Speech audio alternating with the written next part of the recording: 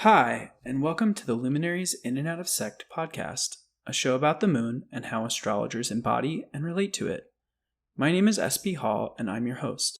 In today's episode on the Pisces Moon as the Sect Light, I speak with the brilliant astrologer Cameron Cassidy. We talk about the placement of his moon in the 10th whole sign house, but we also talk about many other things, such as the challenge of having the moon in such a prominent position, some of the differences between Mercurial and Jupiterian Risings, the Sect Light as the Predominator, or the life force of the native, the master of the Nativity, dealing with malefics in the first house, theurgy, relational astrology, and fate, and Manilius' poetry on Pisces and the Sea God Poseidon. I also wanted to reiterate that I've recently launched a website for the podcast. There you can find information on all the episodes, as well as contribute to the podcast's sustainability by becoming a supporting member or offering a one-time donation. The website also has information on my services. I'm offering natal and horary consultations on a donation basis, as well as transcription, captioning, and audio editing. I want to extend a big thank you to Jared, who's Leaping Fish on Twitter, and Nathaniel Hoddership for becoming members at the Gruyere tier. As part of their membership, they will receive a sneak peek of next season's guests and have the opportunity to contribute questions to those conversations. Thank you both again for your generous support. I really appreciate it. Now for my conversation with Cameron. I hope you enjoy it. Please be sure to check out the links to their website and socials below, as well as links to some of the resources that we touch on in our conversation.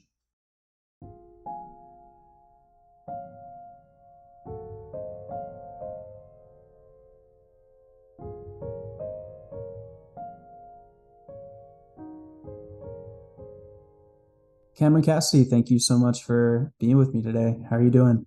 I'm good. I'm super excited to be here. Discussion about Moon and Pisces and all the fun fishy things. Wonderful. And I was curious, Mercury is my profected Time Lord this year. I know you have Gemini rising, and I've kind of been wondering, not to start the conversation with like Mercury slander, because I love Mercury, no disrespect at all, but I'm kind of like, how do you guys live like this? Like that guy moves so quickly. There's so much change.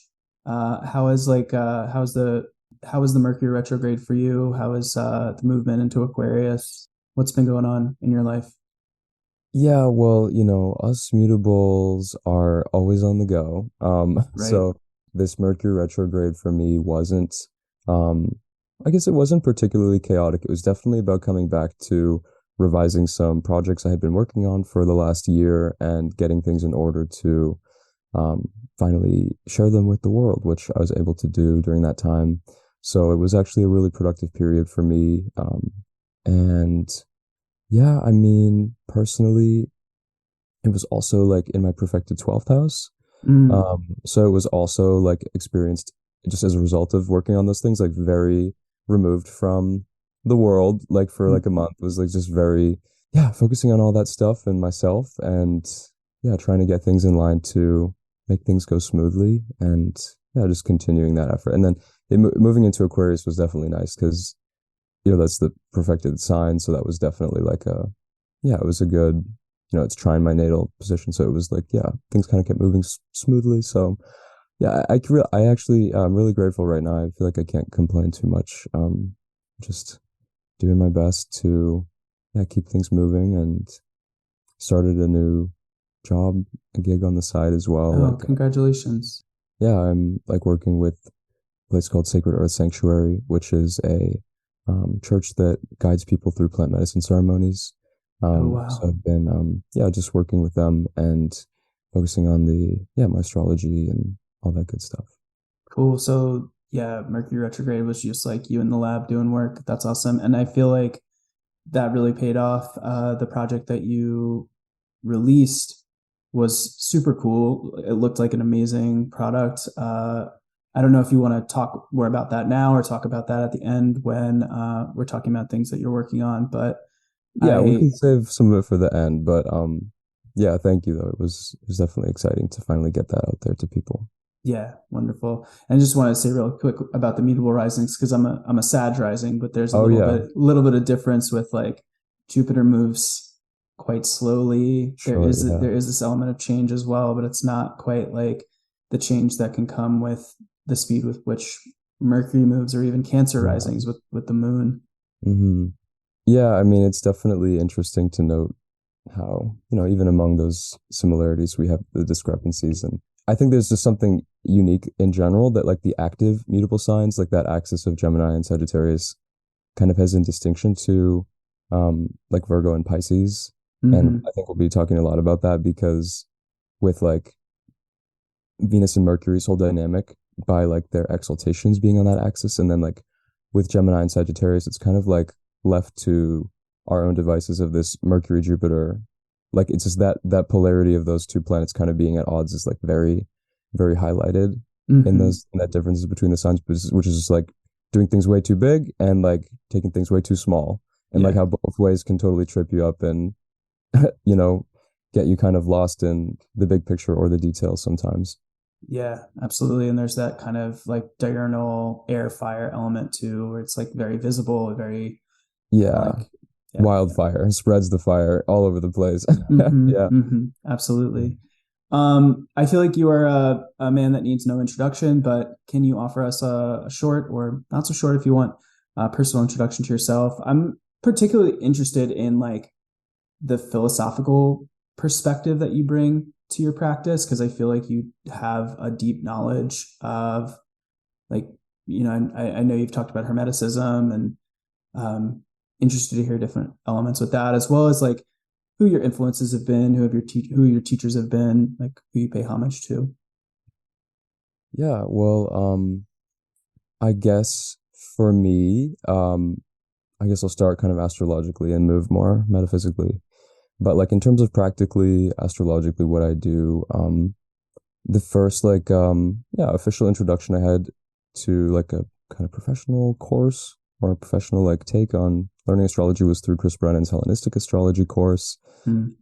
and his text and the astrology podcast and all of the kind of great resources he's offered through that to just spread this initial work that's been done to recover the Hellenistic tradition, and of course through him learning from teachers like Demetra George, lots of her lectures and workshops, and like last year getting to see her speak and go to a couple of her workshops, and read lots of her books. And so I definitely consider her a great influence to many of us are very lucky to learn from her. And then of course Absolutely. like I would say I also studied with the School of Traditional Astrology. So I have like my practitioner's level horary certification from them. So yeah, I studied with, Deborah Holding and Wade Caves and Nina Griffin and Eve Dembowski, my loves, who are all great, great astrologers who I've definitely taken a lot Cool. from my horary practice. Um, but yeah, and then I mean, just generally though, like I take from a little bit of everything. Like in terms of traditional astrology, like I incorporate elements from ancient Egyptian fragments, like things from like the Horoi Project that have been translated by Levant Laszlo to Renaissance astrology and everything in between. I love medieval astrology, from the translations of Van Dyke's and Dr. Olomi. There's lots of great work out there that I kind of like to synthesize to, just find an approach that I see that can kind of mesh all of that into something cohesive for the modern age. Mm. That was kind Very of a cool. long-winded explanation, but that's the truth. I kind of have a lot of different sources there. Yeah, no, I would say that's actually pretty succinct. I'm reminded of, we were talking a little bit on Twitter yesterday about Schmidt, and I think Schmidt had this view of astrology that it kind of needed to be philosophically grounded in Yeah, a Hellenistic worldview. yeah, And I feel like, um, I don't know, I feel like you do bring a philosophical perspective to your practice. I've taken, a class of yours and I felt like that was very evident. And so I was hoping you could maybe talk a little bit about that as well. yeah. Well, I mean, I would say that as much as I like astrology's sort of always been circulating in my life. Like I first saw my chart when I was 11 years old. Like my older sister showed it to me. She was like 18 at the time and getting interested in reading charts and going deeper with things. And I was kind of Cool. like, wow, what is all this about? And it was very, like cafe astrology, like very um, Mm-hmm. Mm-hmm. I guess what's the word? Rudimentary, I guess. takes on my chart. But yeah, that just started a long journey that eventually over the years brought me to actually, I would say primarily an interest in like Western esotericism, um, and also I guess different schools of Eastern, particularly Vedic philosophies, and yoga. And Mm-hmm. so I really deeply discovered the practice of yoga, which really just became, I guess, my next leap, or what's the word? The stepping stone or Mm-hmm. leapfrog. I don't know. To like discovering Vedic and Jyotish, Vedic astrology, Indian Yeah. astrology. And that was then how I kind of finally circled back to Western astrology and Oh, wow. finding, yeah, just discovering the richness of the whole tradition kind of after that, full Oh, very circle. cool.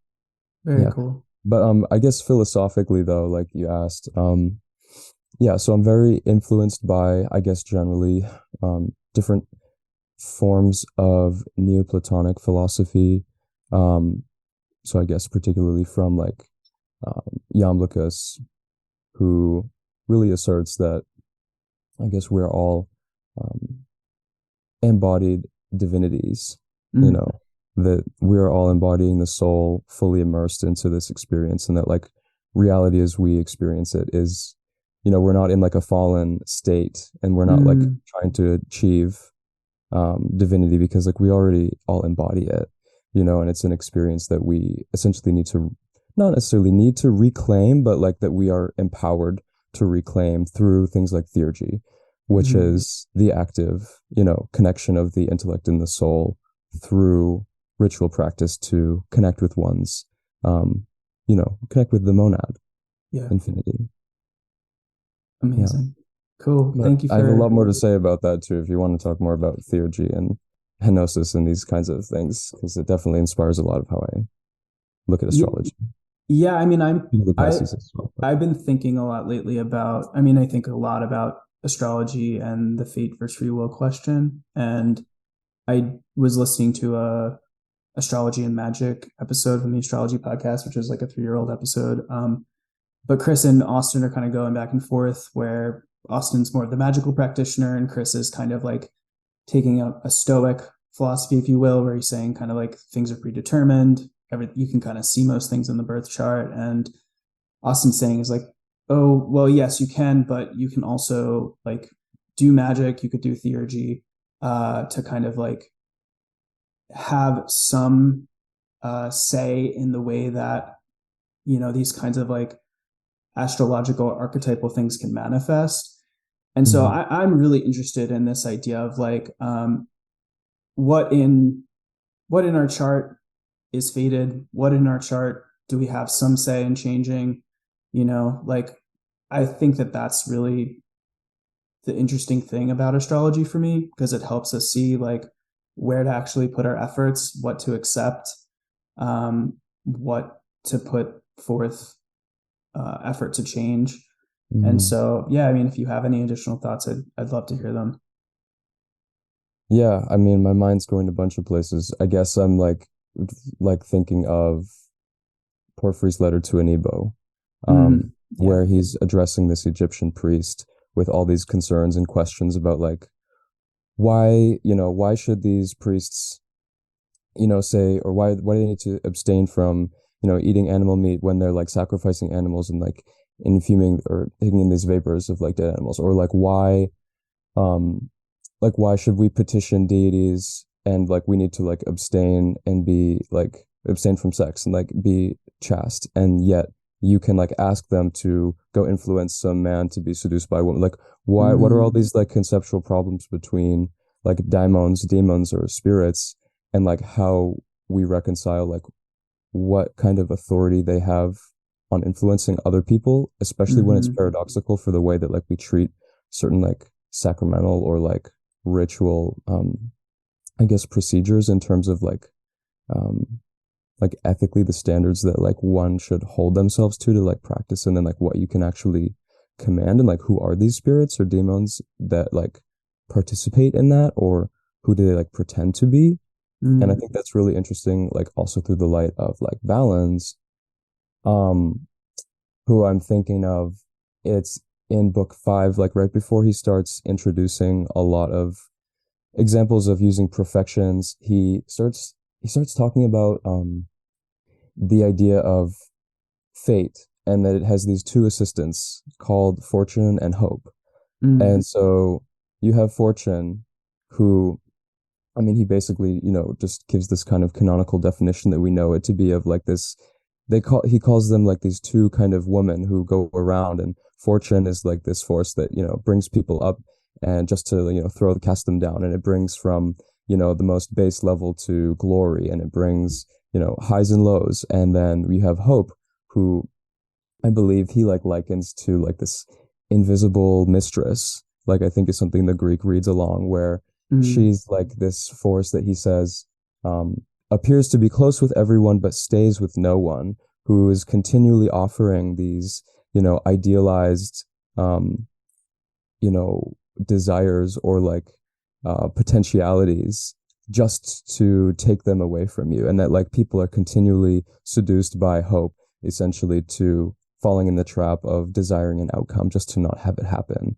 And then Mm. he goes on to just say after that, like, well, all the, learned astrologers and talented, you know, people and skilled in this art know that they're not influenced by fortune, they're not getting seduced by hope, they're remaining steadfast. And like then, he has this like very iconic line of like, they become soldiers of fate, where, Mm. there's that very stoic, like you mentioned, Chris's, take on it, like that very middle pillar kind of approach to remaining balanced amidst the fluctuations of our life, which is a very lunar thing. And I think we'll talk a lot more about that with like this discussion about the moon and what Pisces is all about, and the way that even that hope goddess kind of ties into that too. Yeah. I feel like we could go on and probably talk about this for another hour, like have a whole conversation about this. Yeah. So I do want to just offer one resource to people in relation to like the philosophical view on fortune. And it's a book by Boethius called The Consolation of Philosophy, Mm, where Boethius he's condemned to death. He was a Christian, but in the time when he's in prison, he writes a book about philosophy and how it consoles him. And he spends a lot of that writing about fortune, for like the goddess Fortuna. And so I just want to offer that because I think it's, so much of astrology is about fortune, or can touch on fortune. And we have a lot of fortune, which talks about, the things that befall a person in their life, or that can be a part of that. And so I just want to offer that. I don't know if you have any additional thoughts before we move on, but yeah, well, I mean, I guess in terms of like, well, like what I mentioned before with the is like De Mysteries, like on the mysteries, um, I feel like is a really great approach to understanding like Neoplatonic, right? So we're talking like everywhere from like kind of second century AD, third century AD, um, take on like how we work with these celestial powers in a way that like empowers us to embody the divine will, like not even necessarily in the sense of like using our power or our will to essentially do what like he calls like goetia, which is like the opposite of theurgia.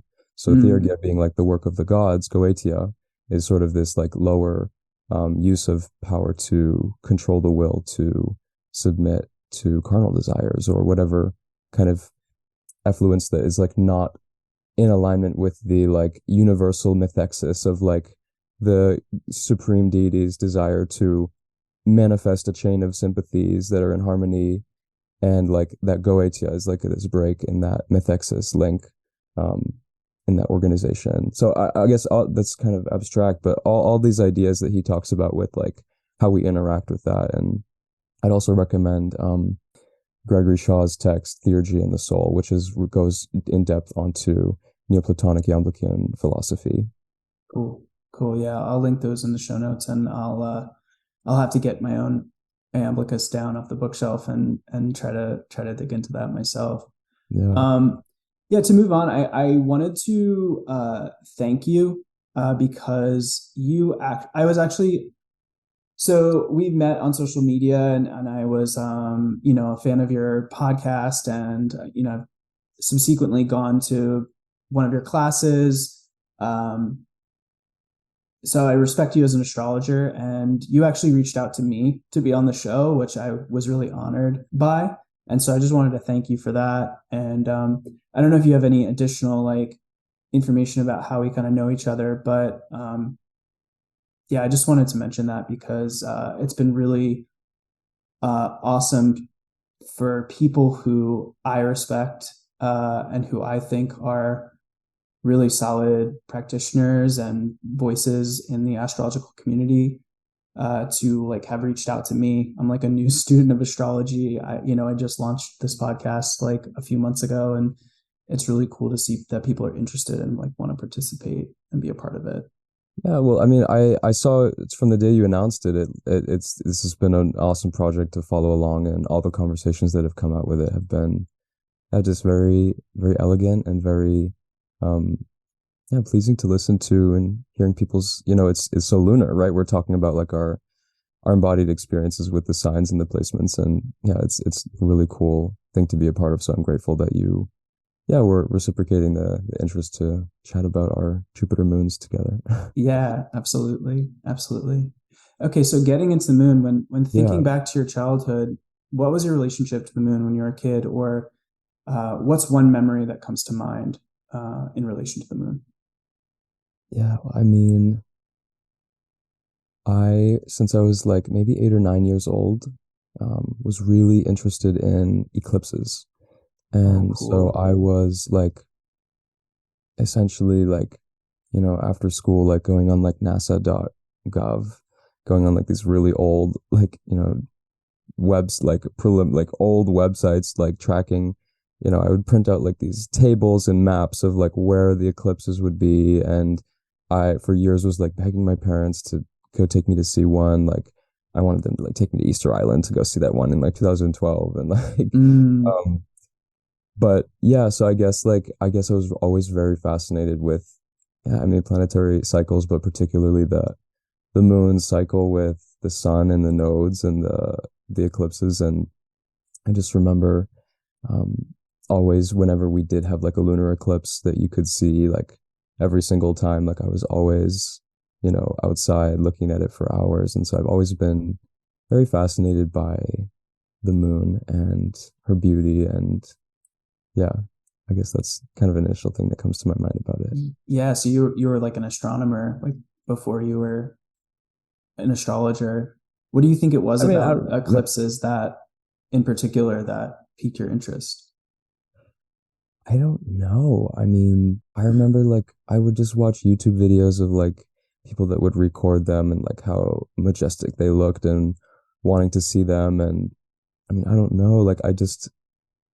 I mean, like, look, I was like, right, I'd be like playing Club Penguin, and then I'd like go onto NASA and like read about these. I don't even know whatever even inspired that, but it was just sort of always there, I guess. I mean, like, Gemini rising, I've always been very curious Right.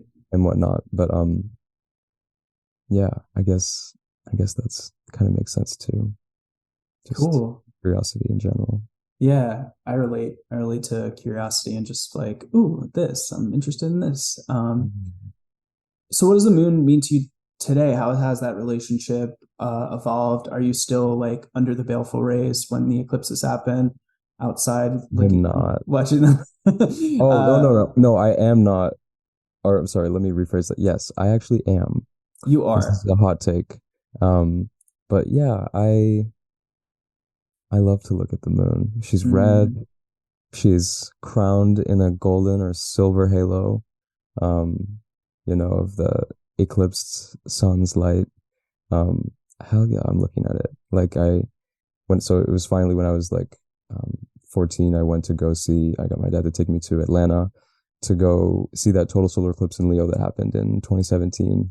cool. And that was just like I'll never forget that day, that moment. We were like at Clemson University, so it was like there were thousands of people there. And as totality was approaching, Venus came out and all the other planets and stars were starting to show up. And then just this moment of this unexplainable rush of spiritual energy that just filled the entire crowd. I mean, people Mm, were hugging strangers and screaming and crying, and it was like insanity. I've never witnessed or been in a space like that before, that just felt like I was so flooded with, and at the time, like, I wasn't super into astrology. I mean, I was dead set on going to see this eclipse, but I wasn't like super, like versed in like, reading charts really at the time, or tracking transits. But like,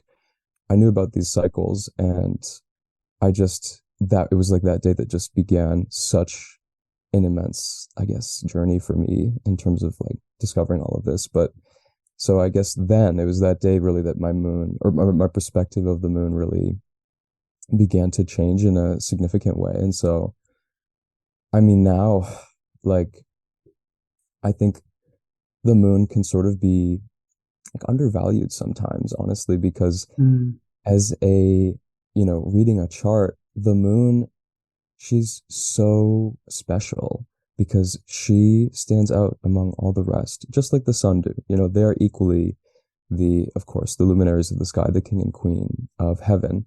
But even the moon will, she always has something to say. She's always whispering something sort of that's like meta about the chart, within her placement there. So she's really just a mirror of everything that's being reflected on the earthly plane. Like, there's a reason that she is on the ascendant degree of the thema mundi. Like, she is the planetary archetype that's symbolic of all of us down here. So whatever the moon's doing, it's showing how, we show up embodied physically day to day in our, experiences, that kind of reflects that sunlight, which is that inner, will and desire and drive to enact that.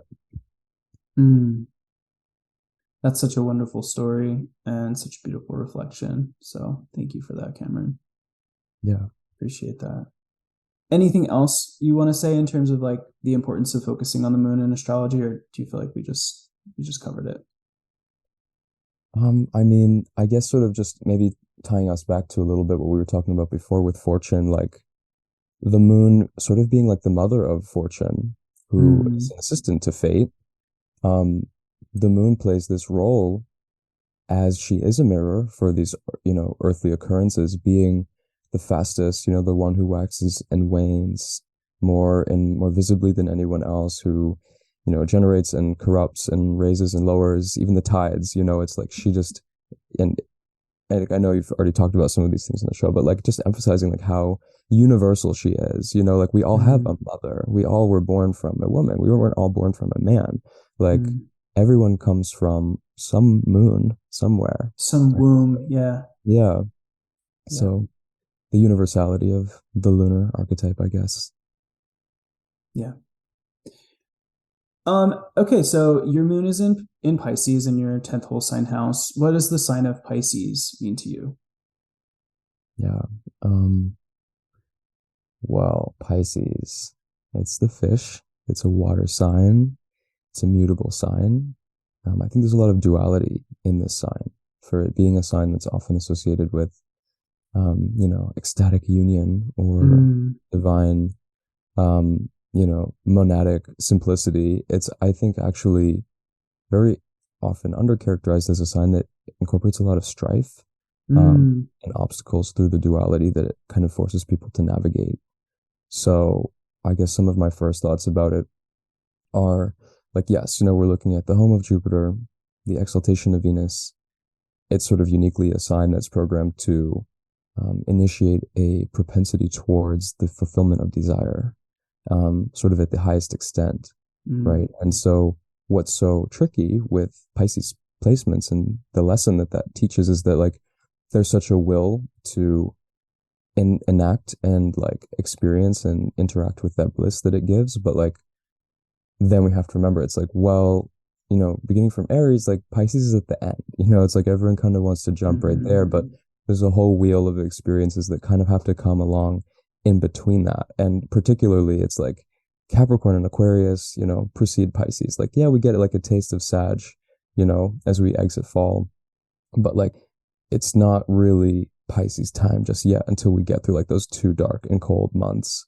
and get that, kind of relief towards spring or rebirth, which could be symbolically, rebirth in the afterlife, or just, a new cycle of life beginning. Pisces is that like glimpse of hope that really the the end is near. But I think also it still initially comes with some shock value that can be jarring, because at the same time, like this desire to merge with and unite with that like divine bliss that's accompanied with the signs like archetype, to really embrace it, like Pisces comes hand in hand with sacrifice. Like when we think about the fish, like there's one fish that's upright and there's one fish that's lying down. And it's really symbolic of, just reflecting in the sky that, we have a ideal desire of how things may go, like that upright fish. But then we have this like base objective, standpoint on how things actually fall into place, which is not what we like to perceive, but yet they both have to exist simultaneously. And again, that brings us back to that fortune and hope thing, right? Where there's ideals, but then there's realities that just bring things up and down. And so for Pisces to navigate like how it can balance the objective balance of how you're intaking your reality and like processing your feelings and desires in a way that doesn't become an unhealthy search for pleasure and desire without enough sacrifice, or without enough endurance through uncomfortable emotions, feelings, things, events. Yeah. I'm struck by, you brought up a thema mundi earlier, which is like the birth chart of the world, which starts on Cancer. But then you also bring up Aries as the first sign. And I kind of want to differentiate between like a natural zodiac thing and like, looking at, I'm reminded of like world astrology, mundane astrology, and the medieval Islamicate. And they also, use that cardinal point of 0 Aries as like the new year. So it's not just like a modern thing to look at Aries as like the beginning. Right. But I was wondering if you had any thoughts on that, as like how we can think about these different conceptions of signs that we have from the theme of money, but then thinking about Aries on the first place as well. Yeah, well, I definitely have some thoughts about that, and it ties in a lot with the work that I do, like with the Dodecatomoria and the 12th parts, which I really emphasize always as understanding any sign as its own perspective relative to all the other 11 from that one. Right. So when we're talking about Cancer rising, or the archetypal ascendant of the universe, Pisces falls in the 9th house, which says a lot about the sign's archetype. Yeah. Because we know this is the house of God. This is the place where the sun rejoices. So the sun technically would, be hypothetically rejoicing in Pisces archetypally in the universe, right? The sun rejoices somehow by topic in our mundane lives as it manifests physically through the houses, somehow symbolically through the zodiacal image of the fish, through Pisces. So that also brings a whole discussion about the solar connection to the sign of Pisces and Leo connection to Pisces, because those two signs also share the same decanic structure. So they both begin with their first Chaldean decan, which is a equal 10-degree segment of the sign into 3 equal pieces, beginning from Aries and moving in the Chaldean sequence of the planets. And when we get to Leo, the cycle sort of resets and jumps back up to Saturn, and then it moves to the Jupiter for the middle decan, and then to Mars. And then if you go all the way around again, when you get to Pisces, that same reset happens, and you start with Saturn and then Jupiter and then Mars.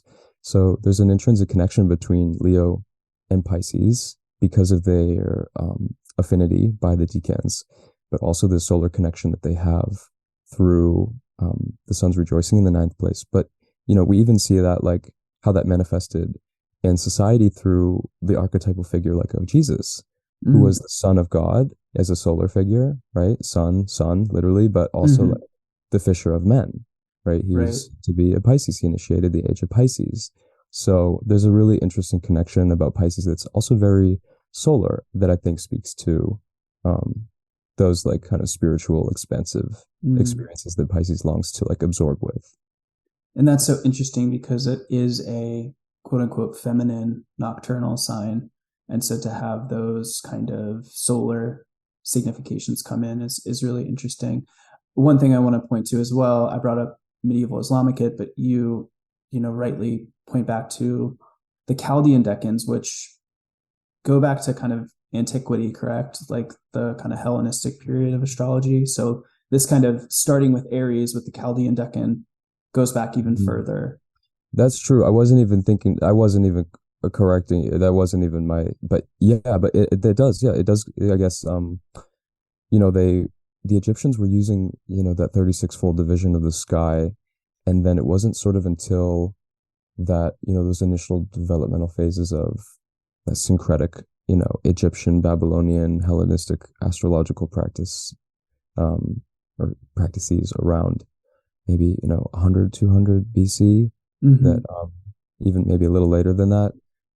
Actually, yeah, can't tell you who the oldest source is on the rulership of the Chaldean decans, but it definitely goes to the early strata of the tradition for sure. Yeah, super interesting.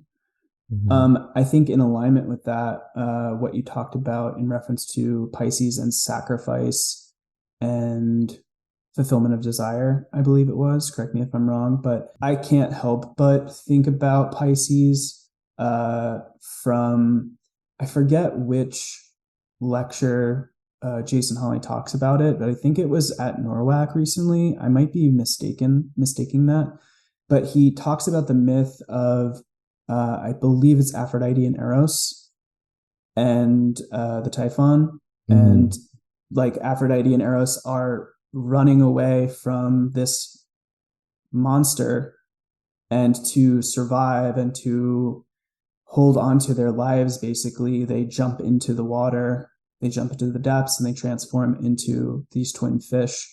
And so there really is this one like transformation from like land to earth, but there's also this sacrifice of, it's like they're gods so they can transform back into whatever shape they want, I suppose. But there's this element of having to transfigure into these different figures in order to escape the monster and survive.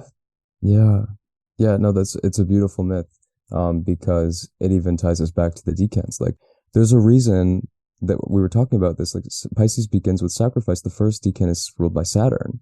Right. And so with that, it's like, it's the same moment of like everyone in a, desperate moment of despair, calls and prays to God for help. When there's that, extremely violent or tumultuous situation, everyone turns to some universal unknown. It's a mystery, right? That there's just a longing for at that external help that we can't get from, ourselves or from other people sometimes. And so that's that really ephemeral way that Pisces links us into intrinsically, instinctively searching outside of what we know or see to and merge with it or interact with it or ask it for help, whatever the situation may be. Somehow it starts with that spiritual crisis, the dark night of the soul, right? Most people don't find themselves or get onto this path through happiness and rainbows. It might feel like that for a little while, but like we were talking about, fortune, brings everyone up and just to slap them right down again. And that's just life. And Pisces teaches, how we can sort of modulate our own ego in a lot of ways by experiencing that fluctuation of the highest bliss, exalted Venus, right? Like this super pleasure, just boosted up to the nines. Then to follow that with, the fall of Mercury, which is this complete idiocy and, logical fallacy of the mind, and failure of the ego to, rationally understand things, and how that gets us, tied into material circumstances and tribulation in our lives. Yeah. So are you comfortable sharing where the Pisces part of your chart falls and how that impacts your experience of the moon? Yeah, definitely. So, Pisces is in my 10th whole sign house. So as a Gemini rising, my moon is sort of elevated in a really visible place. And I think for a lot of people that have any planet in the 10th house, right, this is an area or place of our self that we're always putting on display in some way, or Mm. that we're always attaching to our identity and our reputation. And so definitely for people, I think with the moon in the 10th house, I know myself, I experience it as vulnerable in certain ways, because as we've been talking about, like this moon as the lowest sphere, encompassing that really uh, inner and deep side of our being, to have it so visible can be challenging, because it forces a kind of authenticity or even inauthenticity in Mm. ways that we have to adapt around, displaying a part of ourselves that, already an immutable sign, right, is more natural to changing or shifting.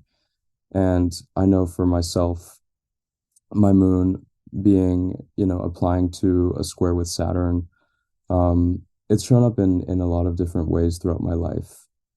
But I think for me, living with a sort of identity crisis when I was younger, um, was definitely a way that it just led me to really question who I was, because I had to struggle being someone I wasn't for so long, Mm. because was growing up queer in a private Catholic high school and Mm. elementary school. And even before that, from K to 12, I was sort of cooped up in this identity that I had to assimilate to, that, yeah, just didn't jive with who I was. And I think that also makes sense too, with like Saturn as the Lord of my ninth house, and sort of as like this moon applying to this angular Saturn, sort of dictating this really regimented spiritual belief system that just doesn't jive with what I wanted to express naturally of who I am. And so that like initial encounter with that kind of system that drove that duality of being, in myself, struggling to figure out who I was, became a really crucial part of the latter half of like my teenage years, especially moving through my Saturn opposition. That was a really prevalent theme that I was dealing with in myself.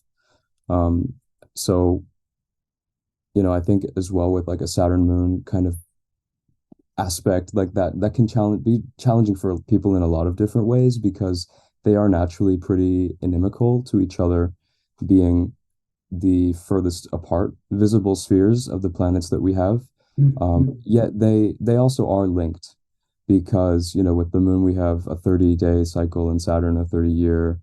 The moon changing sign 2.5 days, Saturn in 2.5 years. So there is this kind of hidden connection, um, and that's experienced though in a really like visceral and jarring way, though, because the moon being so sensitive and soft, that hardness of Saturn is really, just the natural opposition, right? Cancer and Capricorn being Mm-hmm. ascendant and descendant on the thema mundi. It's like totally the principle of the self and being, and the eradication of being and death, and through um, the opposition of the other. And like I know for Saturn moon people in general, this is going to be like having to deal with, whether it's a health related problem, or it's like dealing with a lack of resources, or feeling like you are running out of time, or always working against time, or dealing with like that just destruction of the lunar essence of the physical. It's really, kind of can tear you in two different directions. So it's Mm. definitely been, uh, it has its own challenges, but I do think it also offers um, gifts in a certain way, that like that perspective is so broad between, kind of encapsulating all the seven spheres, between them both being so different. It's also just led me to such a deep curiosity and journey for knowledge through discovering myself and human nature. Ever since I was really young, I've always just been fascinated with the cosmos and the world and foreign cultures and foreign languages, and just that quest of knowledge of being has just really always been a part of who I am, I think. So yeah, I think those are definitely a lot of ways that it's been relevant in my life and how it's shown up for me. Yeah. Mm.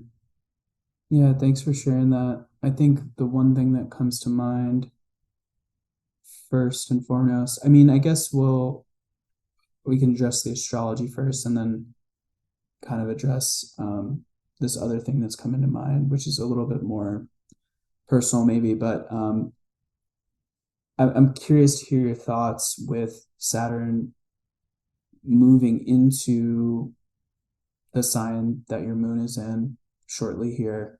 The Saturn moving into Pisces in just a few days. By the time this gets released, Saturn will likely be in Pisces, and so you're moving into this Moon Saturn conjunction. With my moon in Sagittarius, I'm moving into kind of similar to your natal placement of a kind of transiting Saturn squaring the natal moon. Um, and I'm just curious for people maybe who for other Pisces moons who are about to go through this Saturn co-presence, or for mutable moons who are about to go through a square or an opposition, if you have any kind of advice for us, because I think I don't know if it was this conversation or if it was my conversation with Justin, where we were talking about some hard aspects in the birth chart, and it's like there's this idea that if you have a hard aspect, like I have a Moon Mars conjunction in my first house, it's like I have my whole life to try to figure out how to deal with that. Like you have a Moon Saturn square, you have your whole life to kind of feel into how do I live with this configuration. But I think transiting planets, it's a little bit difficult because you have to kind of deal with things that are unusual to you, unusual challenges. So I don't know if anything comes to mind, if you have any advice for any of us, but would love to hear your thoughts. Yeah, I think the best thing that we can do, I think, as mutable moons is finding the fixity, because Mm, that's what Saturn's going to teach us at the end of the day. Um, the moon already being the fastest sphere in these double-bodied signs can be turbulent on an, interior and exterior way in our lives. And I think that rapidity with which we live our lives and with which we kind of let our minds move us around is, again, like as we've been talking about, it offers a gift but also a challenge. And so Saturn's really going to test just how still we can keep ourselves and and our mm, bodies, literally our moons, our vessels that we're here to um embody. So mm, Saturn coming to our moons or hard aspects to moons is just going to be about reflecting on the nature of how we take care of our vessel, mm, um, in an interior way. So emotionally, how we're checking in with ourselves and making time to address every layer of our being. And, again, this is especially difficult um, because we want to, in some ways, it's hard enough to make physical practices happen, but then to go on to the higher level, it's like there's so many layers of our being that are always interconnected, and it can feel like doing some kind of practice, whether it's um, physical in nature, like exercising or running, or slow movement in yoga, or even things like qigong and mm, tai chi, connecting with subtle energy. Those things are great and mm, feel very empowering because we get the immediate gratification or sensation of like, yeah, I'm moving my energy, like it's going through my body, I'm flushing things out. But it's tougher with these more interior realms because we don't get that kind of satisfaction right away. And that's mm, Saturn's other lesson, is that things just take time. And I think as we're all getting ready for this 2.5 year transit, it's the simultaneous embrace of accepting where we are and what we've been through, looking at our past objectively and not being afraid to look at it, knowing that things don't change overnight for ourselves.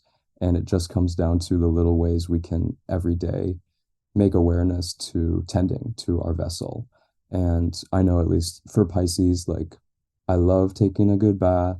I love mm, having even a good foot bath, like having a little basin of water throwing some Jupiter herbs in is one of the best things I can do. Like that grounds me so much. I mean, sometimes people don't see it, but if I'm especially in like a Zoom meeting, I might I might have some water and some herbs around my feet. I won't Oh, lie. I love that. Yeah, I Take mean, advantage of like only showing half your body, in the best way. yeah, yeah, but it's really great because obviously, Pisces rules the feet, Right.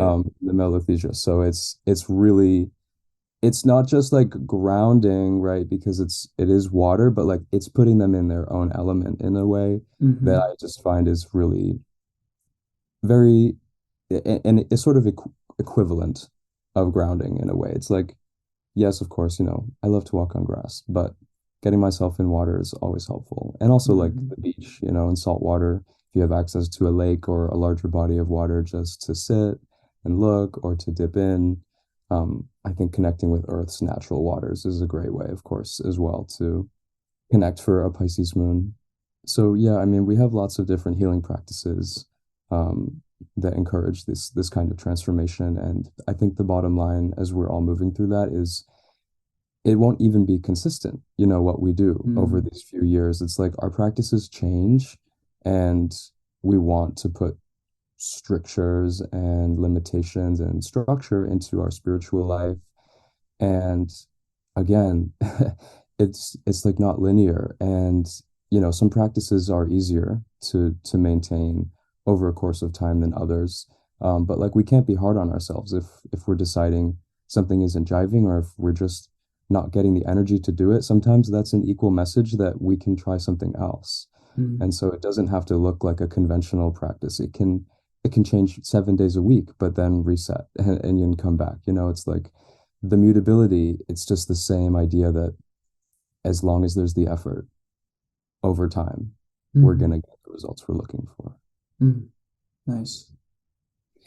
Yeah, and I think the other thing I was going to mention was, you're just talking about growing up and challenges with like identity and not challenges with identity, but kind of navigating the world with particular identities. And I guess I'll kind of say that I can relate to just being different. And like I was even talking to my partner about this yesterday. She was reminding me about like the place that I grew up in. I grew up in this working class neighborhood in New York City where it was like, very Irish Catholic, like a lot of people, very working class. It was like really kind of fixed um, ideas about masculinity and about sexuality. And I was pretty good at like fitting in enough, you know what I mean, to like be safe, to like maintain some safety. I think people always knew I was like a little bit different. Um, but I was able to kind of adapt enough to stay safe or like feel safe.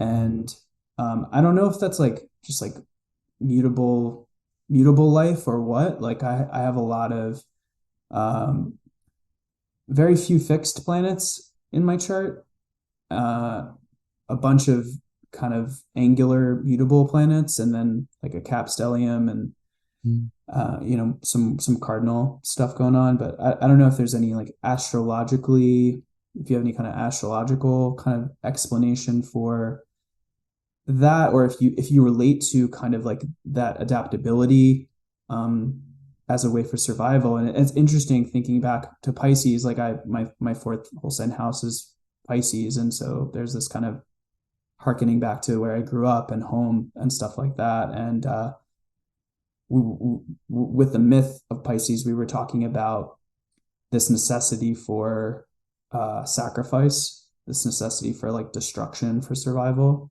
And Mm. so I'm very much just reminded of that again. Hmm.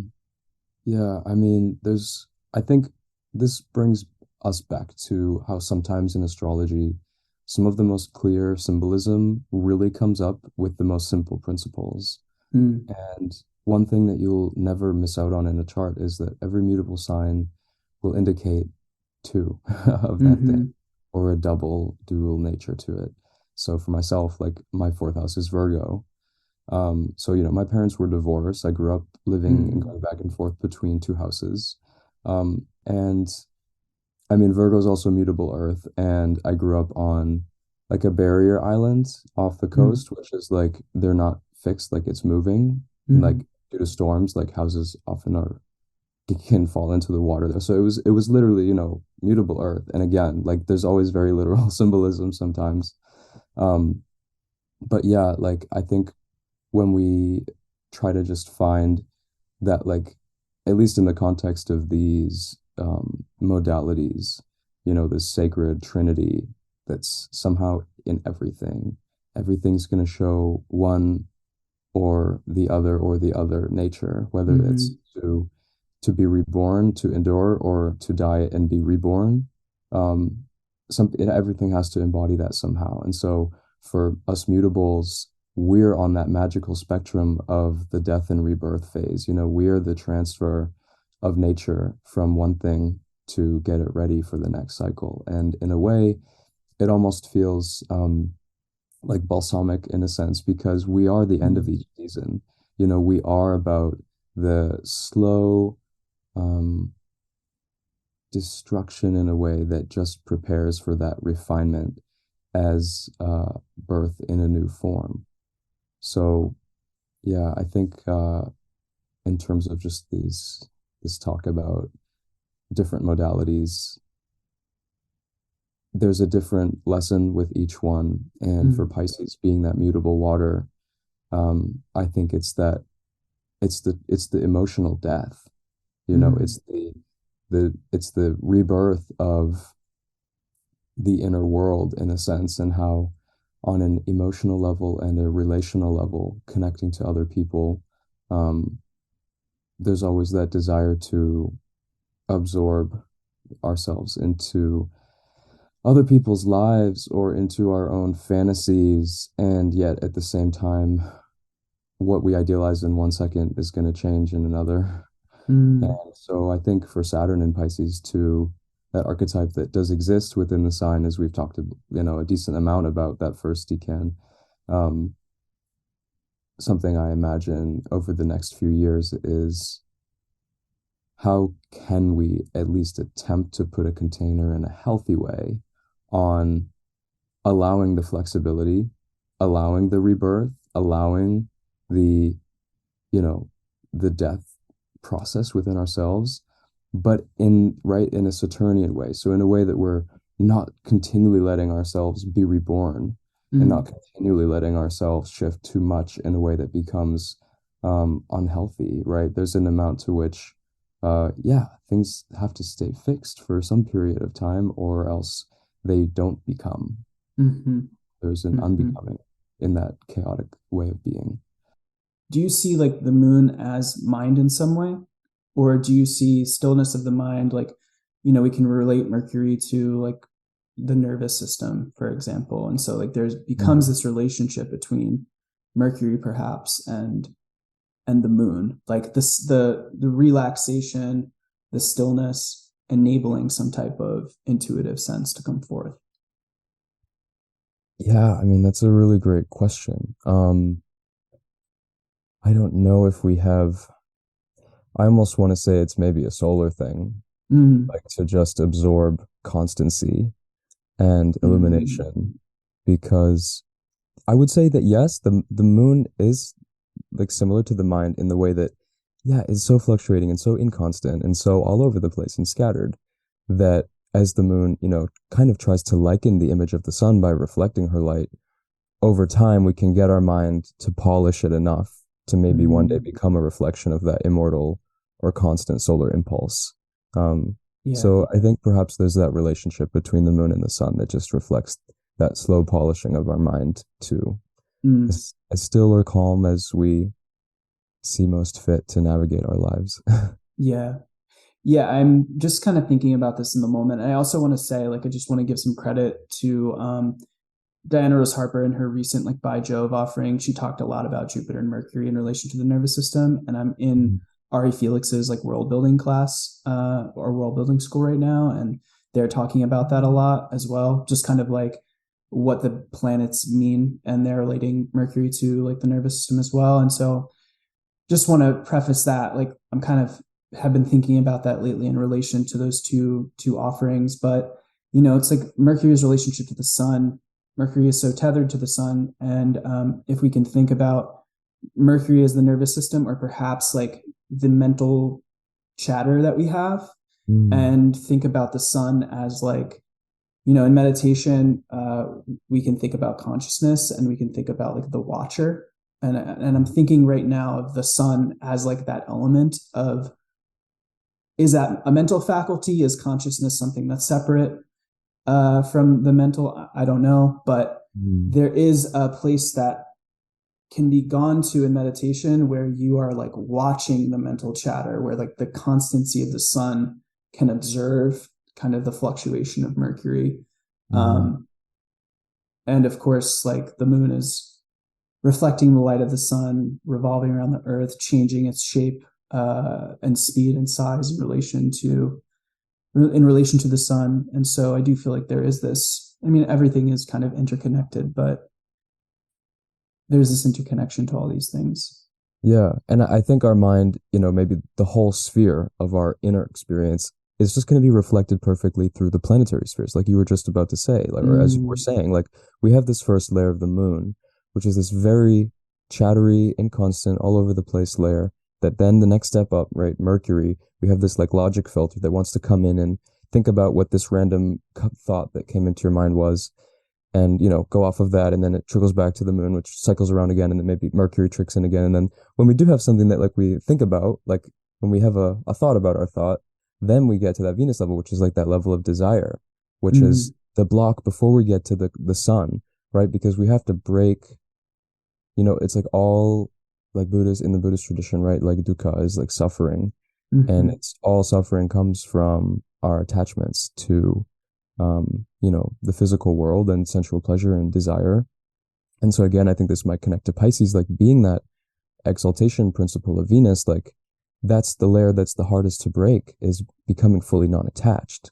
Which at the same time, back to Valens, what he was saying about not being attached to hope, not being attached to an expectation of what could happen, because that attachment is what, blocks you by causing the suffering, or that causes the separation mentality, and that removes us from getting to that solar layer, which is that midpoint, balanced, nice and smooth, calm level. Interpretively, I don't even know where to move up from there. It probably gets more beyond than we can understand, but somehow maybe that might play into what we were talking about, I guess. Yeah, absolutely. I think before we jump into the relationship of your moon and your sun, I know that you work a lot with dodecatemoria and monomoria. And I don't know if you want to take a moment to talk about how those things relate to your moon placement, or if you use those in relation to planets as well as kind of like your ascendant or different points in the chart. But I'd love to hear your take on that if you would like to share. Yeah, sure, I guess. So like you mentioned, I'm a huge nerd for all these kind of like subdivisions of the signs, the harmonics. It's studied, been extensively analyzed by, in Jyotish, by Vedic scholars as the Vargas, the divisional charts, in vibrational astrology, like kind of pioneered by David Cochrane, by looking at all these different, vibrations, or essentially harmonic levels in the chart. But yeah, there's a few that I definitely really am interested in. Like you mentioned, the 12th harmonic, or the Greek word was dodecatemoria. If you ever see that kind of long word, I just call them 12 parts because it's easy that's literally what the word means, basically. And yeah, it's basically, as I mentioned earlier, how we kind of break each sign into its perspective of all the other 12, from its unique position. So when we take a whole sign of 30 degrees and we cut it into 12 little parts, we actually just fill in a whole micro zodiac along the way. And the key is that we just start that enumeration from the sign you're in. So the first sliver, or first 12th part of Taurus, is ruled by Taurus. and then Gemini, all the way to Aries, which will be the last one. So if you're familiar somehow with like, you know, how you number houses for any possible ascendant, it's the same idea. Just we're kind of encapsulating all of that into one little sign. And so it's cool because it does like two things. Like in one way, you can look at the 12th part of any placement, and somehow that's going to, you know, show a sub-influence of how it expresses itself. So like, for instance, my moon in Pisces is in the 12th part of Libra. So there's more sympathy because it's ruled by Venus. There's more another sympathy because it's like, you know, it's a sign of equal light. They share the same seasonal hours. So there's like another connection there. But I also have I have like 3 other planets in Libra already. So it's kind of hard to, it's adding its influence essentially into my 5th house is how that's working. But so that's the other piece is that, so you kind of have a planet that's like, okay, Pisces Libra is like how that planet might express itself or ascendant. But then at the same time, what it does is it also puts its influence there. It puts its virtue there. So that moon then participates as well in the activity of the 5th house. But then also thinking about, well, from Pisces, like where does Libra fall? It's the 8th sign counting around. So then it's like there's another layer there too. So, and that's where, you know, these things can get pretty nuanced, and it's sort of a layer you kind of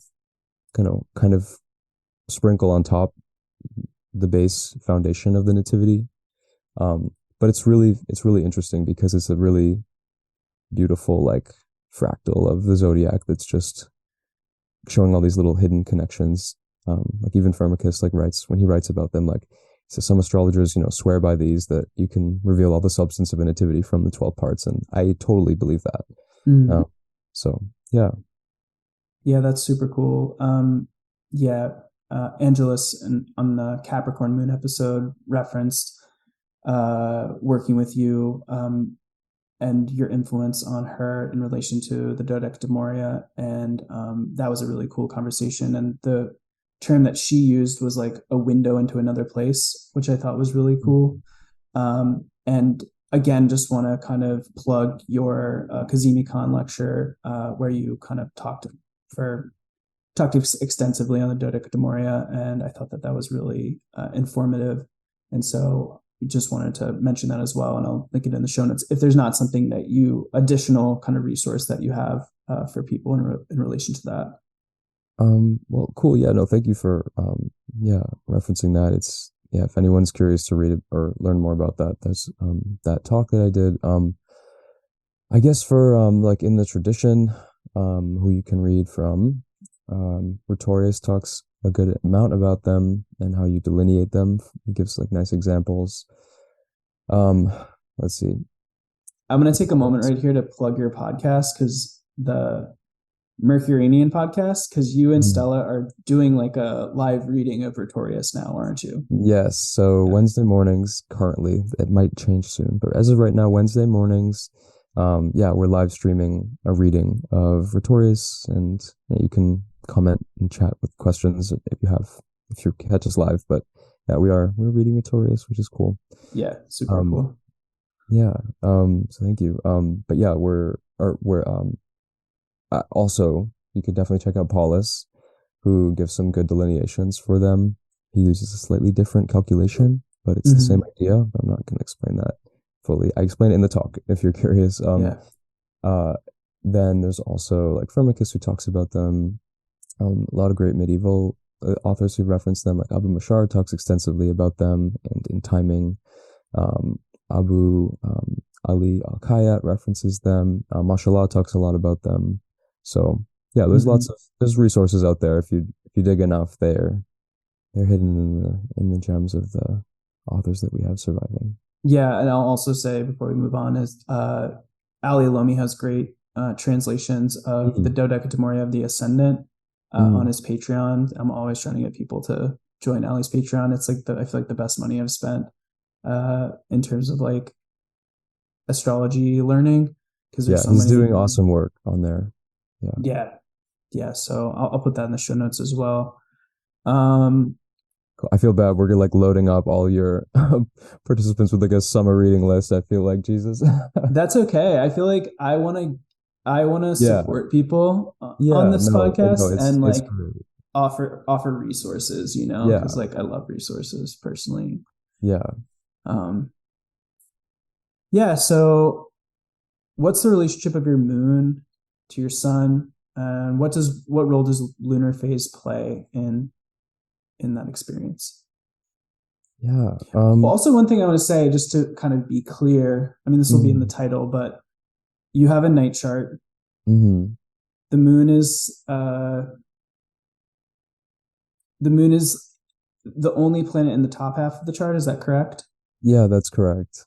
And she's like separating from Venus and moving towards Saturn, correct? Yeah. So can't see her other sect mate, Mars, but as you said, with Dodecta she kind of moves into that house. But yeah, I just want to give people a sense of like you have a night chart, but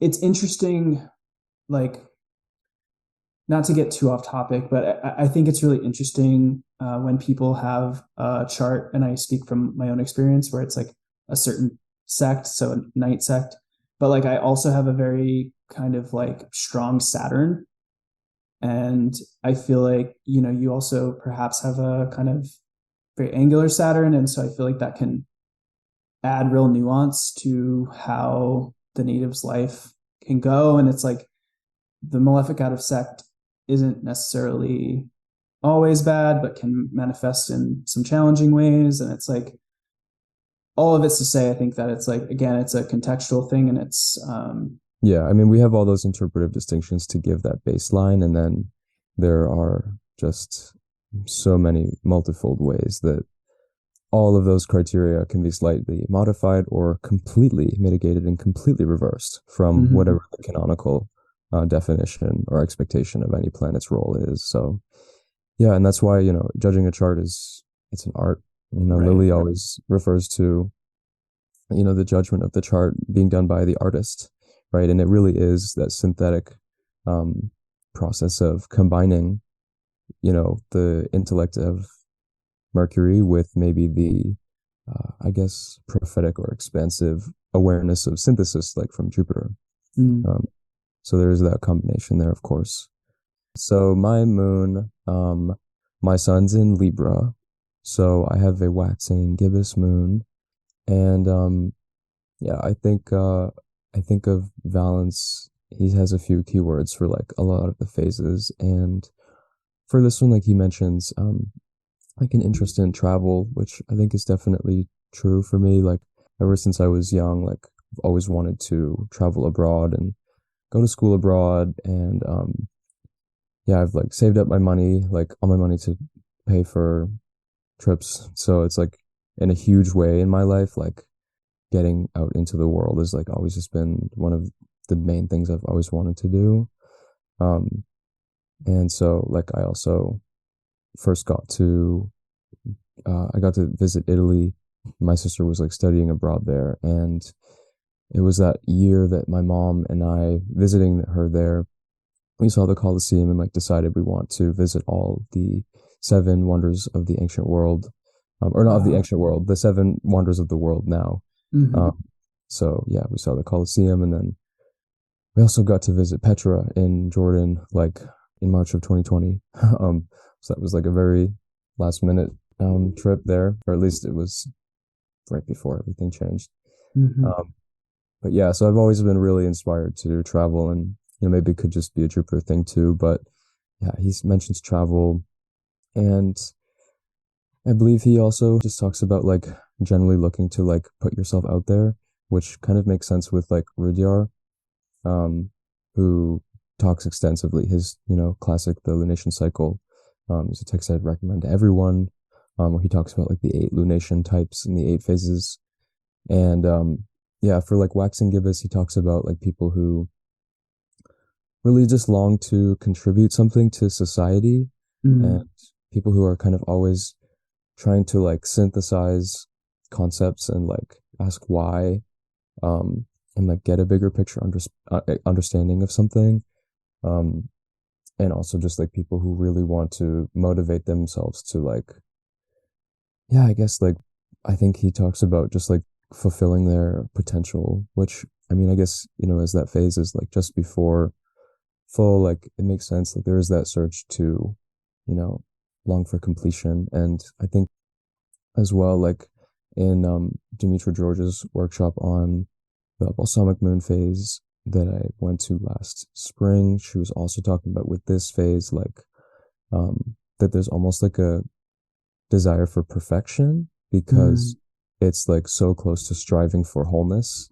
that there can also be like that desire for control or yeah, organization through perfection of things. Um, so yeah, I feel like those are all different ways that um, has played into yeah my life and yeah along just the lines of some things that Valens and Rajar wrote about it at least. yeah, that's cool. I think especially the part about travel is really interesting, but because it reminds me that, and I have kind of the opposite of this. Your midheaven, your MC like is in your ninth rather than your 10th. Mine's in my Mm. 11th Oh, okay, rather than yeah. my 10th. And people can talk about like what that means for the 11th or the ninth house, but people don't necessarily talk about like what the MC not being in the 10th means for the 10th house. And I'm curious if like, Well, that's a big question nowadays. You got to be careful with that one. yeah, well, we're asking the hard questions here. So, yeah, I know that there's a lot of conversation about this, but yeah, I mean, I've Yeah, talked about using whole sign houses the whole time I've had this podcast. So yeah. people are going to come for me Um, now. I well, don't know. yeah, I mean, okay, well, if we're getting into it, I'll just say quickly that in terms of houses, I'm definitely a proponent of using both a whole sign and quadrant house system. Um, Cool. I think that's what's often been advised by many astrologers in the tradition, and often as I've experienced it, gives the best results. Because just like as astrologers, we're always weighing multiple judgments about, planets' speed and visibility and dignity and aspects. Um, the same multiplicity is true for the houses. So Mm-hmm. there's a necessity of understanding both perspectives with them, and a blending of things, right? Like astrologers, they're always talking about in these texts, like, blend the significations, or if it's a year where you have a benefic and a malefic as chronocrators or as the rulers of the year, that, it's mixed results, right? So it's the same Right. thing here where we always want like a definitive answer for things with astrology, and that's never what she gives us. It's always a paradoxical binary somehow. And so it's the same thing here. So I had a really good discussion with Liam Sophice about this last night. Actually, we were talking about how do we reconcile using both? And we Mm-hmm. were really just talking about that all this discussion and debate and chaos is only coming as a result of the unclarity, I guess you could say, or um, ambiguity around how we actually look at a chart when we display it. It's not Mm. about the terminology. It's about how, when you draw up a chart, what are you actually looking at and paying attention to? Um, and ultimately, um, there's sort of this consideration that, well, we can look at whole sign houses um, as fundamentally giving a topical structure for things. We know that like houses derive their meanings from the 12 whole sign aspect, or the whole sign aspects that are sort of made. And we were talking a lot about how like mundane aspects, like, yeah, even though by degree in the zodiac in a quadrant house system, like it doesn't retain that exact sextile that like the 11th house should make to the ascendant. But like in a mundane aspect, like when you're just standing outside, like the midheaven's always square to the ascendant. Mm-hmm. Like the ninth house cusp is always trine to the ascendant. Like these are fixed segments of the sky that are equal. It's just that the zodiac is oblique. And so some areas there's more stretch of band of the stars than in others. And so it's really just that these whole sign houses can give us light on the topical information that's there, where Mm-hmm. we find to overlay the house cusps as sensitive degrees that also play into planets emphasizing the house topics as they get closer to the cusp, Mm. which we're also talking about. Like that word comes from a Latin word that means like a sharp point, because it's Edge, not yeah. it's not a boundary, right? It's not like a you jump over and it switches. It's like there's an emphasis there. Mm-hmm. Um, so yeah, This is a long-winded discussion as we're off topic, but that's Yeah, it's just because okay. it came up. That's kind of my thoughts on it currently. Okay, and so one question, just to kind of get clear on what you mean, even if the MC is in the 11th or the 10th or the 9th, you think the 10th is still kind of like praxis, work in the Definitely. world. Hmm. Yeah, Yeah. And so then that MC degree becomes a what was the word I just used? edge. You used a different word, but Like cusp means right, but like a sensitive point. So right. it becomes a sensitive point pertaining to rank and work and praxis that imports the significations into another whole sign place. Mm, Uh, so yeah. And cool. that's Valence talks about that, like when the MC, like he gives an example of like a Gemini rising chart with the midheaven in the ninth, and he says, oh, in this perfection, like when you do the transmissions by 9, which just means when you do any kind of rotation by 9, the ascendant moves to Aquarius, but 10th house things happen, midheaven things happen because it's by degree there. Um, so yeah. Yeah. It reminds me kind of how you can have planets ruling signs, but then you also have lots, which can be about that topic as well. And a different planet can rule that potentially, Hmm. and how you can just kind of get additional information and meaning from that. Yeah. Just curious, what quadrant house system do you use when you're looking at like charts? Yeah, I use Alcobitius or the standard system. Okay, It's kind of called because it was sort of used even before Alcobisi, but it just has to do with the way it's mathematically like derived is why someone might call it that. But people argue, there are some reasons that like it's not as mathematically precise as other systems, um, like Regimentanus or Placidus. But yeah, it's just the system I've kind of just decided to work with and always get great results with. So yeah. awesome. But I won't say that's going to be more right than anyone else's quadrant division that's different than that. So Yeah, and I mean, as I said, I'm like a new student. I'm not arguing for anything. You know what I mean? Like I yeah. want to hear about people's experiences, and Mhm. I know that and like yeah, like what works for people. If Yeah. people use for horror, I use whole sign houses. Mhm. If someone uses Regiomontanus, I'm not gonna say that Yeah. they're wrong or right. Like Lily Right. has a whole, spent his whole career using Regiomontanus for horror, as far as I Mhm. understand. So who am I to say what people can or cannot do? It's like, from my perspective, it's just kind of like live and let live. Let's just all Yeah, kind of exactly. do our thing.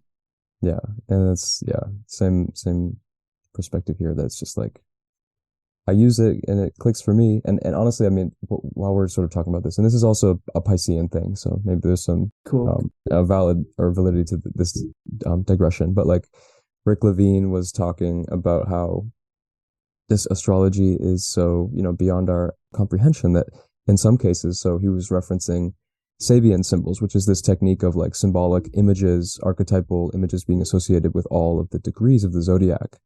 And he was describing how there was this astrologer, and I don't remember her name, and that he could never get them to work or make sense to him or resonate with him.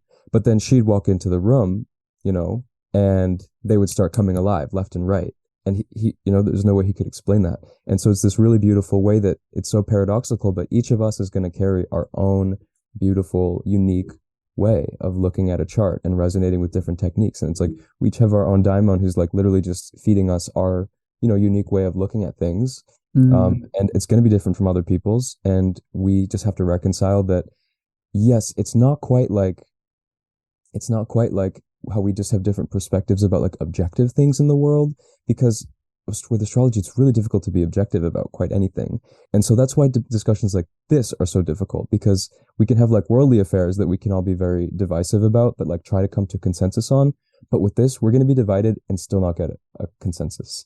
So right. everyone just needs to pump the brakes and just talk to their daimon and just do what you need to do. Like, Kind yeah. of, I mean, taking a horror course as like one of the first courses I took. I'm sorry that we're like going off on this digression, It's all but good. It's meant to happen because we're doing it. So keep going. yeah, like Though I took Chris Brennan's horary course, and like Mm. he starts with a lot of history and then goes into like kind of philosophical grounding. And one of the things that we talked about was the moment of astrology, the book Oh, is yes. called, Mm. and basically just like making this argument that astrology is inherently a divinatory Right. practice, and like that is, I Right. think, no more evident in horary, where you take a random chart of a moment that you understand a question, and somehow the question and the whole situation of this person you don't know is Yeah. rooted in this chart. And then like you can take a someone can ask you another question 5 minutes later, you have the same rising sign, Mm. and it's because they're asking about different topics, like Yeah. a whole nother part of the sky and part of the chart is like lit up and can Right. tell that story. And it's kind of like, okay, well, that doesn't, like, how does that happen? I don't Yeah. understand, like, and Yeah. because it's like we can, there is this element of astrology where it's like, okay, till the end of time we know the cycle of Saturn, we can say where all these planets will be, but how that manifests is quite a different story and is a lot more difficult to explain. Yeah. And that's such a beautiful point because it brings us right back to this discussion of Pisces as an encounter with the divine unknowable, right? Mm, And sometimes, or not sometimes, one time I was talking with a friend about this first decan of Saturn in Pisces, which we're all going to be feeling very strongly very soon, um, almost as like an archetype for the demiurge. And this will bring us back to the kind of Neoplatonic stuff I was talking about earlier, where it's like, yeah, we have like this infinite mind of God that exists beyond everything, beyond time and space, that is just unknowable and incomprehensible. But like, there's this piece of that that decided to assemble intellect to mm, become the architect of the material cosmos. And it's sort of a sub ruler, or maybe it's more precise to say,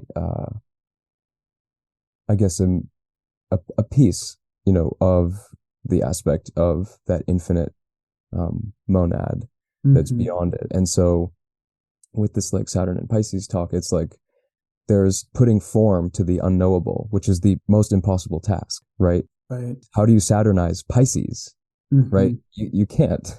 And so we'll attempt to do that and we'll get, we'll face lots of obstacles societally, socially over the next 3 years as we encounter that obstacle. Um, but the most important thing we can do is just submit. And that takes us back to that moment where we were like, okay, Jesus, take the wheel. Right. It's like that same power that we're realizing is right there is also there because we're not supposed to understand it. And that's just the hardest lesson for us. And then it's like, well, okay, right after we get that Saturn decan, it goes to Jupiter. And that's like I release all control. I'm just a person in like a little body who's still a part of divinity, but I'm just a little piece of the gear for right now. And that's Mm. all I need to worry about. So, A lot to and think about with yeah, that. Yeah. All right, let's move on to talk about your own Jupiter placement in your chart, and how you experience that planet, how Jupiter resources your moon, or maybe some challenges around that. In addition, like let's just talk about any aspects that your moon makes in your chart as well that you think would be important to discuss. yeah. So I think this will be maybe an interesting part of our discussion too, because like having the moon as my sect light, um, or also known as like well, they're not the same thing, but often we would like the sect light to also take on the role of like what's called the controller or the predominator, which is Awesome. I love essentially, that this is where the conversation's going. yeah. So, this is the planet in our chart that's essentially responsible for holding and being the source of our vital life energy. Right. And, the luminaries as the movers and creators and, brightest lights in the sky are archetypally the planets we look for that to be. And so, in a night chart, we look at the moon, in a day chart, we look at the sun, and it gets, more complex than this. But the idea is that this planet, in your chart, the ruler of that planet becomes responsible for molding and shaping and fitting that life force into a body, into a vessel. So like your moon as it is just that lunar essence. And then the sign it falls into, it automatically has a planet that has to rule it or own it or shape it and mold it and control it. Mm-hmm. And so that's the idea of the master, really. And so the master of the nativity is just going to be the ruler of that planet that is deemed most fit to, be angular and hold lots of life force, that juicy And the kind of. domicile ruler, you would say, yeah. Yeah, sorry, I should have clarified that No more. worries. Well, there's different takes on that. Yeah. For Valens, it was only the Bound Lord. But Mm-hmm. there's different approaches, and none of them are necessarily right. But the idea is this ruler of the life force has to mold it and shape it into a container and encapsulate it, and that defines your character and your body and your appearance and how you show up embodied with that life force. And so that life force or that predominator is going to kind of show that internal world of like what's stirring your soul, and then that masters how you respond to putting that soul energy in action through your character and your interests. And Mm-hmm. so for me, like, so Jupiter being the ruler, he's responsible for somehow putting that energy up there into motion and putting it into a vessel. And so yeah, I mean, like, I have Jupiter and Leo, so they aren't connected by whole sign. Mm-hmm. And the moon actually doesn't witness any of its rulers. Right. But essentially, it's Jupiter's still the driving impulse that is kind of hoping to support it. Also, let me clarify, because Venus does witness the moon, but it's separating. It's a separating aspect, which essentially Right. means it's like the influence is getting weaker. Mm-hmm. But the point is just that essentially whatever aspects you can get to that planet that's holding the life force, the one that's most closely aspecting it, like, and ideally ruling it, is somehow responsible for that, molding that energy. So all us Pisces moons, if it's the Sect Light especially, become very Jupiterian. Mm-hmm. That becomes the planet that's responsible for kind of delineating who we are and Mm-hmm. defining our mission as we like put it out into the world for other people to see, and how we showcase ourselves. So contrasting that, from like a Sag moon, who still experiences that predominantly or the rulership of Jupiter at its heart, being a water sign as opposed to the fire, like Pisces Sect Light is really, I guess, encouraged to tap into how that Jupiter can expand the emotional life or the spiritual life, Mm-hmm. which at the same time Sagittarius does by gaining that like presence of the moment and the fire of action, and that's an equally like enlightening approach. It's Mm-hmm. just two different ways that like one could kind of maybe access that Jupiter, is either through like that internal exploration of Pisces versus like the climbing the mountain, or something I that. think for me personally, with the Sag moon, like there Yeah. is this emphasis on truth, Mm. rather than perhaps spiritual experience, like the water of the Mm. spirit. There's this emphasis on like the fire of truth, which is also, I feel like, very important in the spiritual Yeah. life as well. It's just a different emphasis or different flavor. Yeah. Yeah. Absolutely.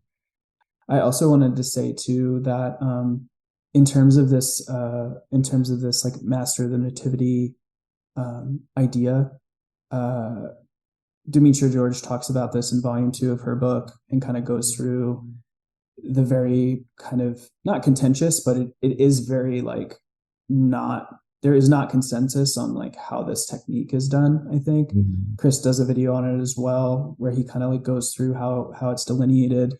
Yeah. I'm not sure who puts forth the nautical metaphor, but I think you talked about yesterday on Twitter with the engineer of the nativity, like the bound lord of the prenatal lunation. Schmidt talks about this, nautical metaphor, and he would say that the master of the nativity, if I understand correctly, is like the owner of the ship, whereas like Chris thinks the master of the nativity is the steersman and the Lord of the Nativity is the owner. So it's just like, Yeah. even in modern times, thinking people or contemporary astrologers who think about this technique, it's like there's not a lot of agreement on like how these planets are delineated or what have Right. you. Yeah. And the problem comes from, so with this nautical metaphor, the first the first place this shows up is through the Greek word for the ascendant, which they use the word oiax, which means the helm, like the helm of the ship where it's steered from. And that was very common. A lot of authors kind of use that terminology to talk about the ascendant, like where we're, steering our life from. But then when we get to Porphyry, he introduces this chapter on the master and the Lord, and he makes this sort of slight offhanded comment that he doesn't really revisit, where he talks about, he says, like, just as the kubernetes and the naukleros of a ship, guide its sails, so it's like essentially to the effect of like, so do these like planets are kind of work like different officers on the ship. And the problem what do those words mean? Right. So yeah, that's the whole problem, is because there's a lack of distinction, not about their definitions. They're defined like definitively two different things. The problem is he wasn't very clear about which one he was assigning the role to. So we have the kubernetes, which is like the captain. And the kubernetes is like kind of at the, full command of the ship. Right. And then we have the naukleros, who is sort of like the guy who owns it and pays for the ship to run and is maybe, sitting back on land and just kind of charting the course of the journey through his like funds. Yeah. And that idea kind of brings us to like the master, if it is that naukleros becoming this somehow figure in our chart that describes essentially what our life journey is charted for. So our master tells us like what kind of journey we're headed on. Are we just kind of sailing around the harbor going port to port? Are we crossing the Atlantic?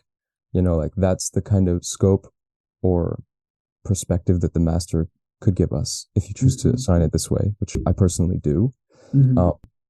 Contrast with the kubernetes, the captain, who would be a different planet that Porphyry is unique to describing this role, called the Lord or the Kyrios, which sort of then becomes described as the planet that's most in charge, that has the best amount of capabilities and most amount of rulerships in the chart to bring you to port, or bring you where you're trying to get with the most amount of ease and happiness and success and beneficence, that at the same time could lead to a spiritual insight by realizing your life journey through ease and not going against the flow of the currents. And to go back to theurgy, like the whole point, I think, of identifying these planets is to like potentially develop a relationship with the Lord, so that you can intervene, like have them intervene on your behalf to like change your fate. Or that's kind of some of what people have asserted.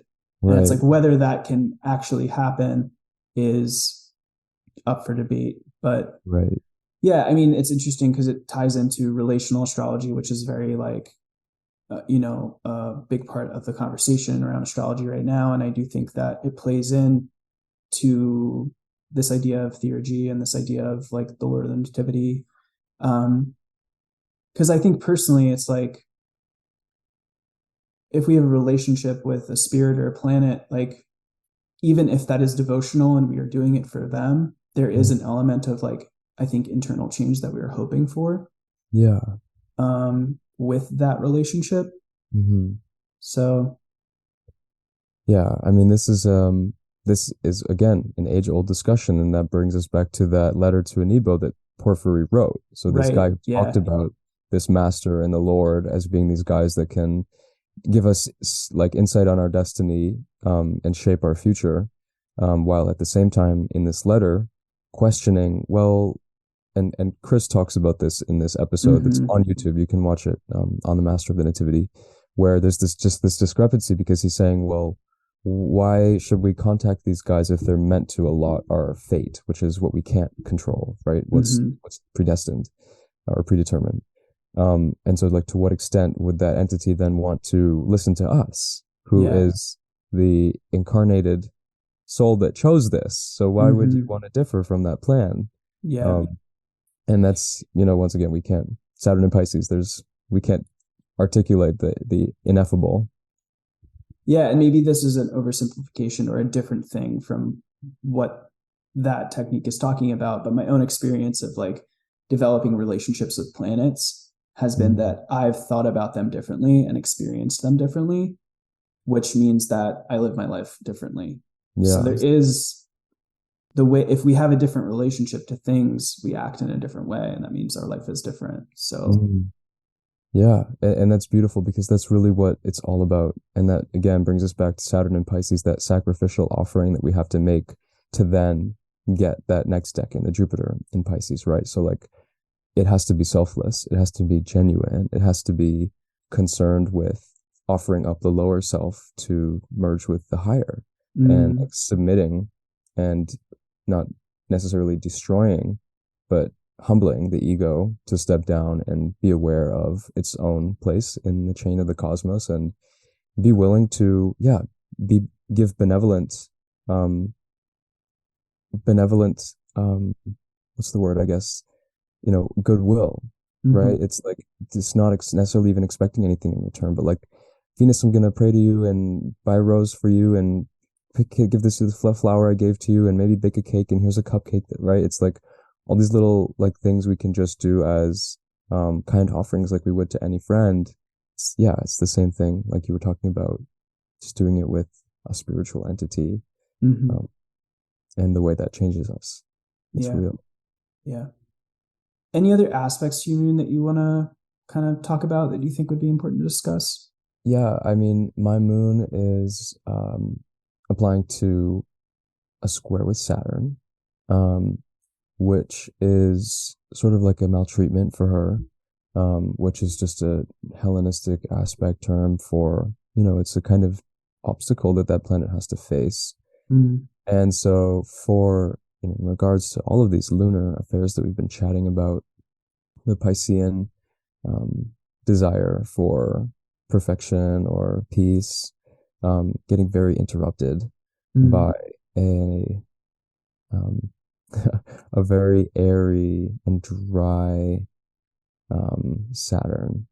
Um, and I guess I kind of think about like in my childhood even, um, like I was always very fascinated with like utopianism and mm, dystopianism even. Like I I was reading like Brave New World and like 1984 and Animal Farm, like all these really kind of um, these books about structures and how we can try to compartmentalize society and how that just doesn't work. And like even like contemporary books like The Hunger Games and like Divergent, like I was really interested in like how dystopia manifests as like the corruption of a pure thing. And mm. it makes me even think about like Plato, who references or talks about the forms, right? Like these Right. perfect archetypal objects that exist beyond the material world, right? It's like this problem of like, okay, well, all these things that share this thing in common, like, does that thing that they have in common exist beyond them, right? And that's that idea of some archetypal form that is supreme to that.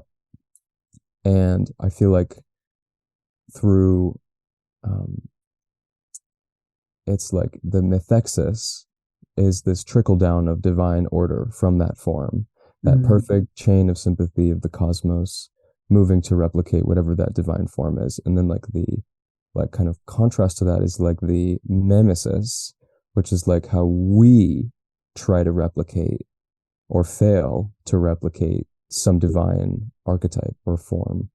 And so I feel like for me in my life, I've struggled so much with self-perception and mm, perfectionism.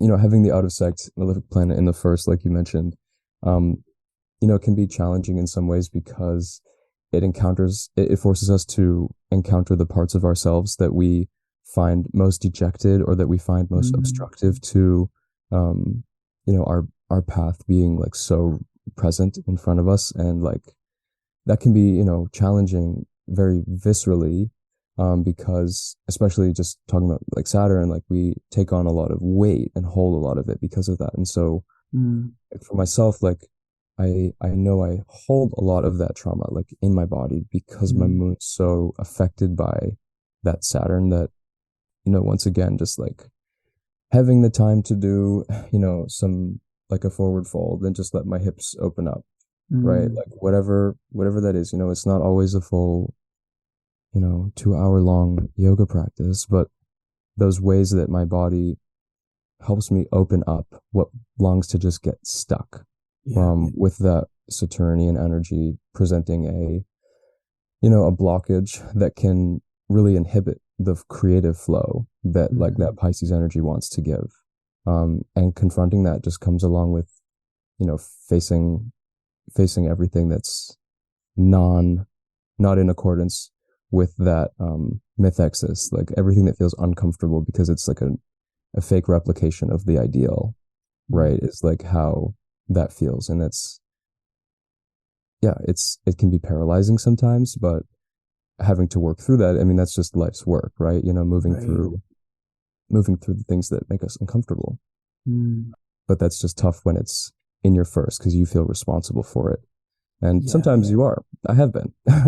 Yeah, several times, of course.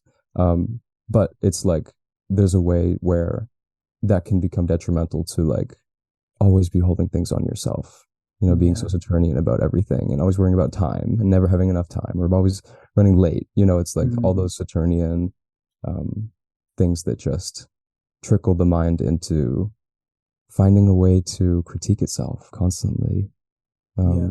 and letting go of those critiques because they're just judgments and they just need to be observations. Like that judgment doesn't have to get directed back onto the self constantly. It can Mm. just be observed. And that's been a huge lesson, I think, for me, just Yeah. redirecting the judgment. Yeah. I mean, maybe it's my moon in the first ruling the eighth and my ascendant ruler in the eighth. But like I do really and I'll also say I have the moon in the first very closely conjunct. I'm sorry, Mars in the first very closely conjunct my moon. So in like Homo rhesus, they're in the same term. And Mm, so like my moon is also maltreated by Mars and it's a little different because it's the of sect, what have you. But I really like this idea of like I've had a lot of challenging experiences in my life and I've had the opportunity, I suppose, to choose whether or not I was going to find meaning from those. And so I really like exploring this idea of astrology of um, like what role hardship or suffering can play in your life and how that could potentially be a beneficial thing in the long term, even if in the short term or even if in moments that manifests in incredibly painful ways. And so it's interesting to hear you talk about like the lessons that you've learned in your life as a result of like this square between your moon and your Saturn and how you've been able to take judgment, like this feel very kind of Gemini Saturn thing, and learn a lesson of how to kind of navigate that and interact with that. And yeah, I feel like some of the difficult things in our charts, you mentioned the term like work, like that's the work of our life. And I feel like sometimes that can be the case. And in my own experience, it's not always pleasant. It's not always fun. But there can be some meaning found in it if one chooses potentially. And it's like not everything is meant to be meaningful. There's sometimes things just kind of happen, and there is an element, I think, to chaos in the universe. But yeah, I found that because of like a spiritual relationship, I can make meanings of some of these things. And so it's interesting to hear your experience, and thank you for sharing it. yeah, no, and likewise to you. That was, yeah, it can feel like uncomfortable divulging these things, right? Because we're just invoking and calling on these things that hold that resonance of those things in our lives or in ourselves that we, yeah, feel blocked by or obstructed by. But yeah, it just brings us right back to it's all about the full embrace of the self, and like Mm. that's also Pisces, like realizing, you know, this was something I mentioned in a class I did recently on like timing, where this question of fate and free will and like how much say we have on what happens versus what's already predetermined. And I referenced what Rob had said because I really love it. How in this interview back in like the 80s, was like, astrology is just applied mysticism.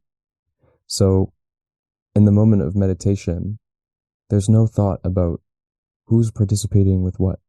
It's just absorption into oneness. And when we stop trying to figure out who's in control, what's already determined, what can I change, and we just realize it's all just one big machine and it's just happening and it's just going to happen as it's supposed to.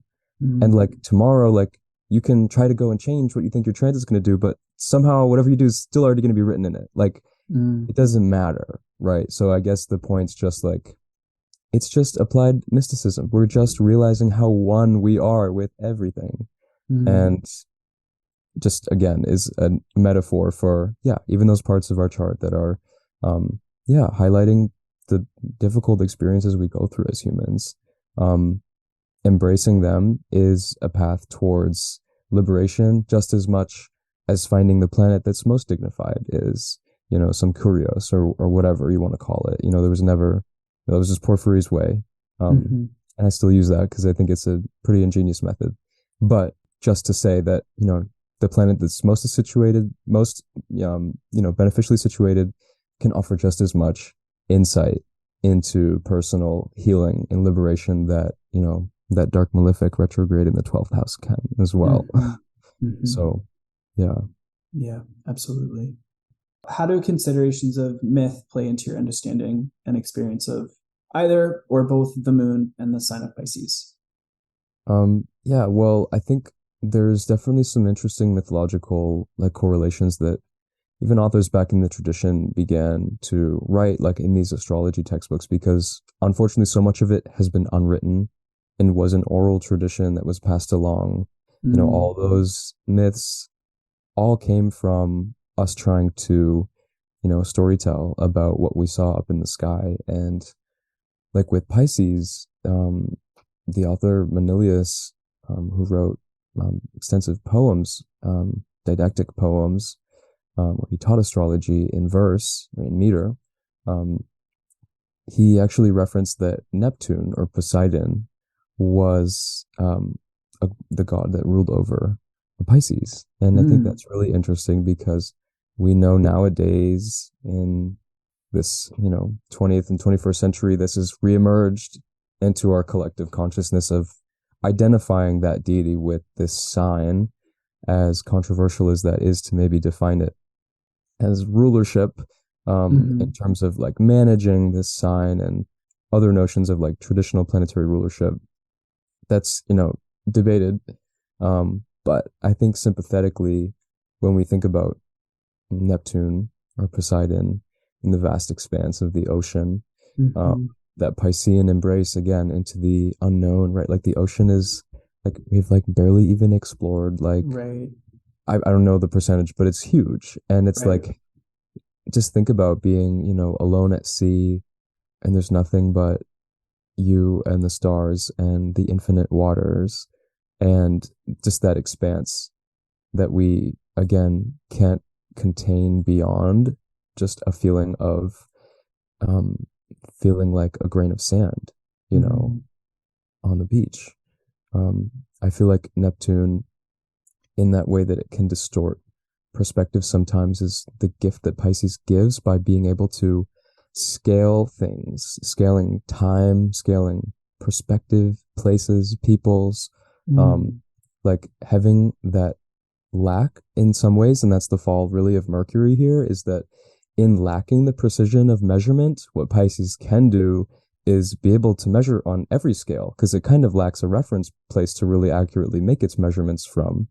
So by just relying on the instinctual or I guess rather irrational principle, its measurements can take it, further than it may have ever expected. If it has enough, optimism and confidence, it can go there. But then again, if it's too doubtful, it might just absorb itself into fear, which I think is another Saturn and Pisces thing that is very relevant to Pisces placements because of that universality of possibility and infinite potential. I think that fear can often introduce itself as a Piscean thing because, again, that destruction of the malefics, like the corruption of the immutable, perfect divine chain of being, like that's so detrimental to what Pisces wants to do. And so I think we can often spend our times, again, in the past or future, right, elsewhere to avoid addressing when that chain is out of link. So yeah, those are, I don't know, some went a few different places, but Neptune. Yeah, it reminds me of this idea of intuition. And it's like, what is intuition? It's kind of like this kind of synthesis of the senses in a sense. It's kind of almost, it's this like leap beyond the senses, which feels very kind of Neptunian in a way. Yeah, I love that.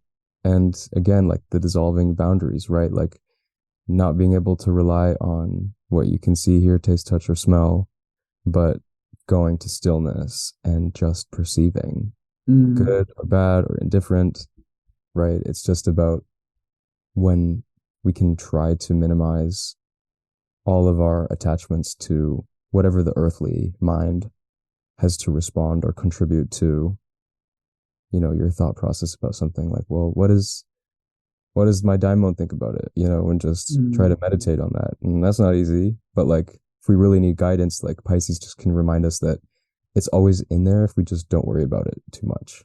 Right. If we can get to relaxation and kind of move outside of the mind or the logical, rational mind, we can get to this place where we can touch deeper waters that have different information to give to us. Yeah. Definitely. Wonderful. Well, how do you, or what have you found from tracking the cycles of the moon in relation to your own emotional life? I'm really curious about this because I have like some interesting things that happen when the moon's in different signs. In addition, like, is the moon an important part of your spiritual practice?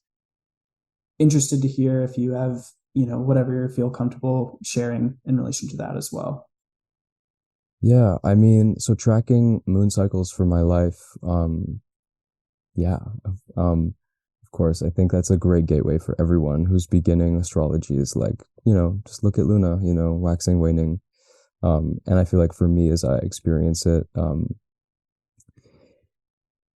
mean, it has ebbs and flows, and it is complex and nuanced because maybe one part of the year she's waxing in a certain sign and then 6 months later she's only waning when she's there, right? So these things are nuanced, and it is interesting because when you read like Firmicus, who just went off writing about all the complex nuances of lunar motion, you realize how much all those factors taken into account really do change the picture.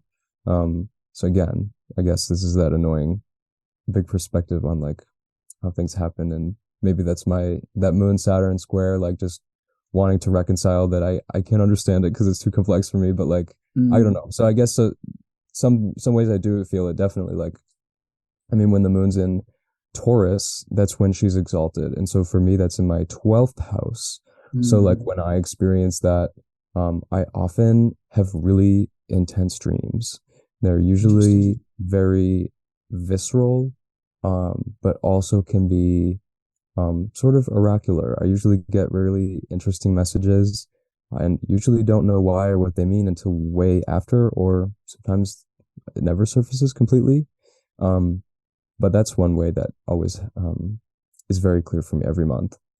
My lunar return, of course, when the moon's in Pisces, is always a really special time to connect in with myself and my goals and where I'm headed and how I'm feeling, and again being indifferent and just being okay with where I'm at, because Saturn's always trying to keep things in line and keep things going, and some months don't work like that, and that's like just challenging in different ways because it's hard to let ourselves, like, or for myself at least, hard to let myself rest sometimes because there's that propensity to feel productive, which is really detrimental.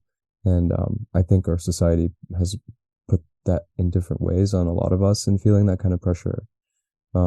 So I think lunar returns are a great time to relieve that stress and just be with yourself. And, Mm, for myself, like love taking a nice bath on a lunar return. love it. And yeah, I mean, like moon in Sag is always, in my seventh house, and I'm usually hanging out with other people or going out, or yeah, just meeting up with friends. Like that's always been pretty on point.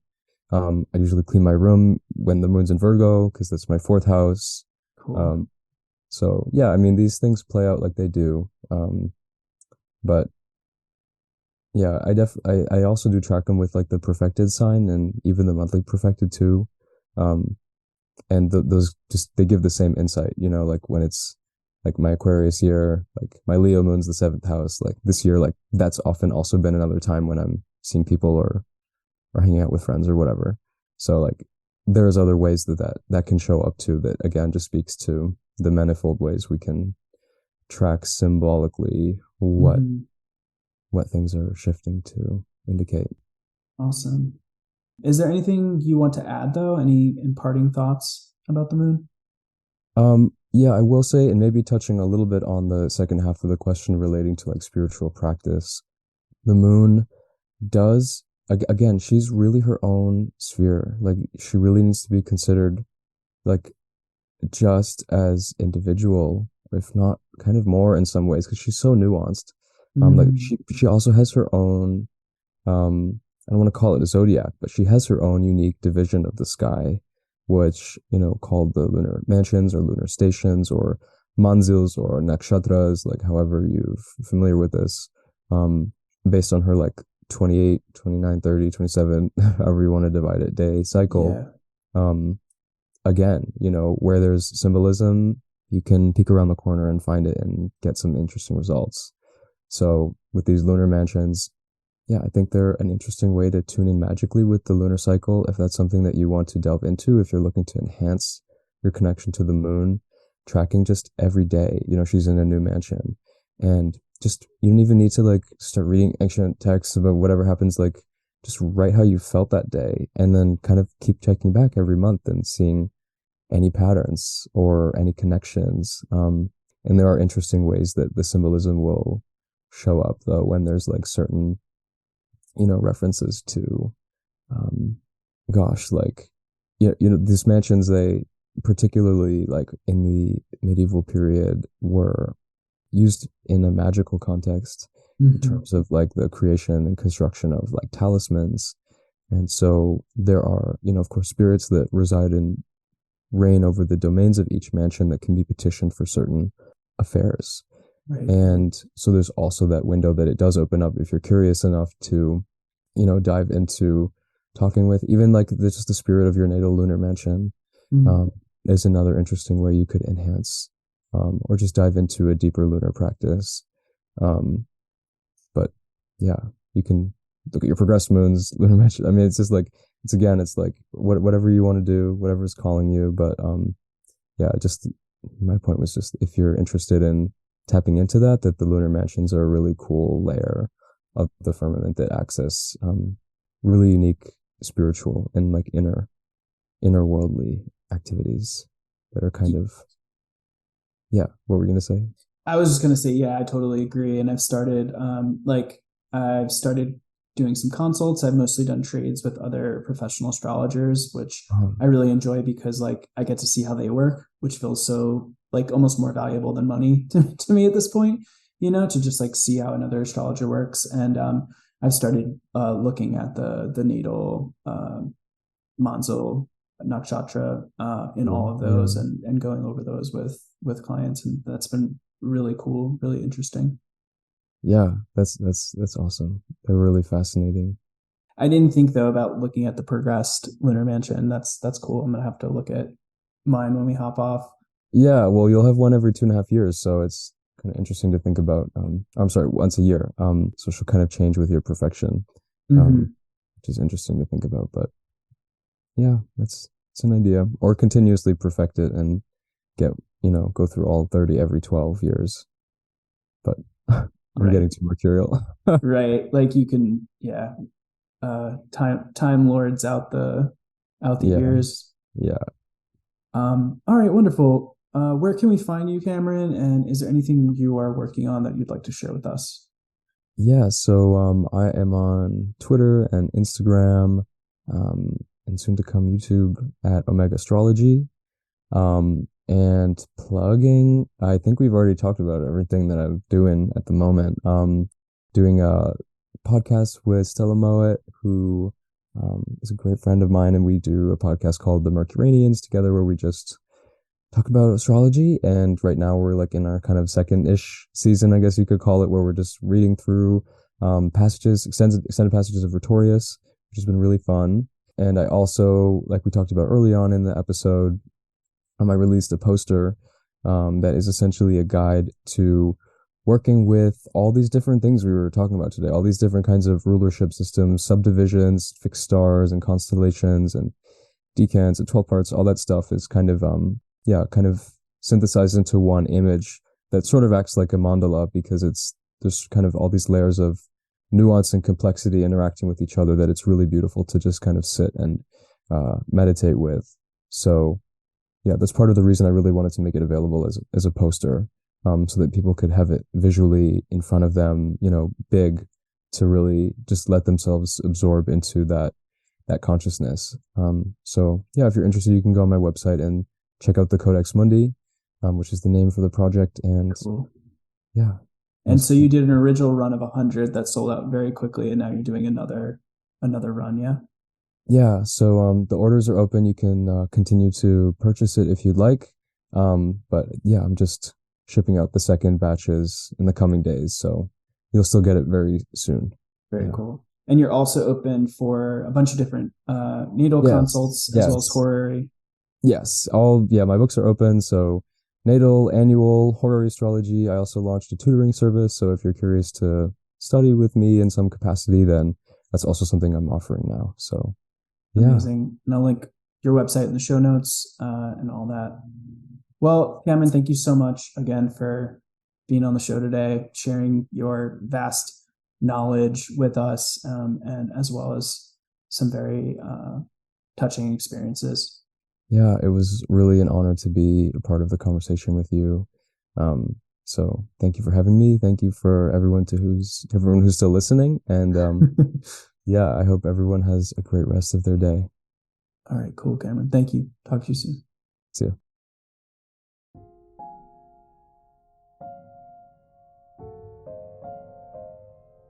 To support the show by donating or becoming a member, please visit my website, which is linked in the show notes.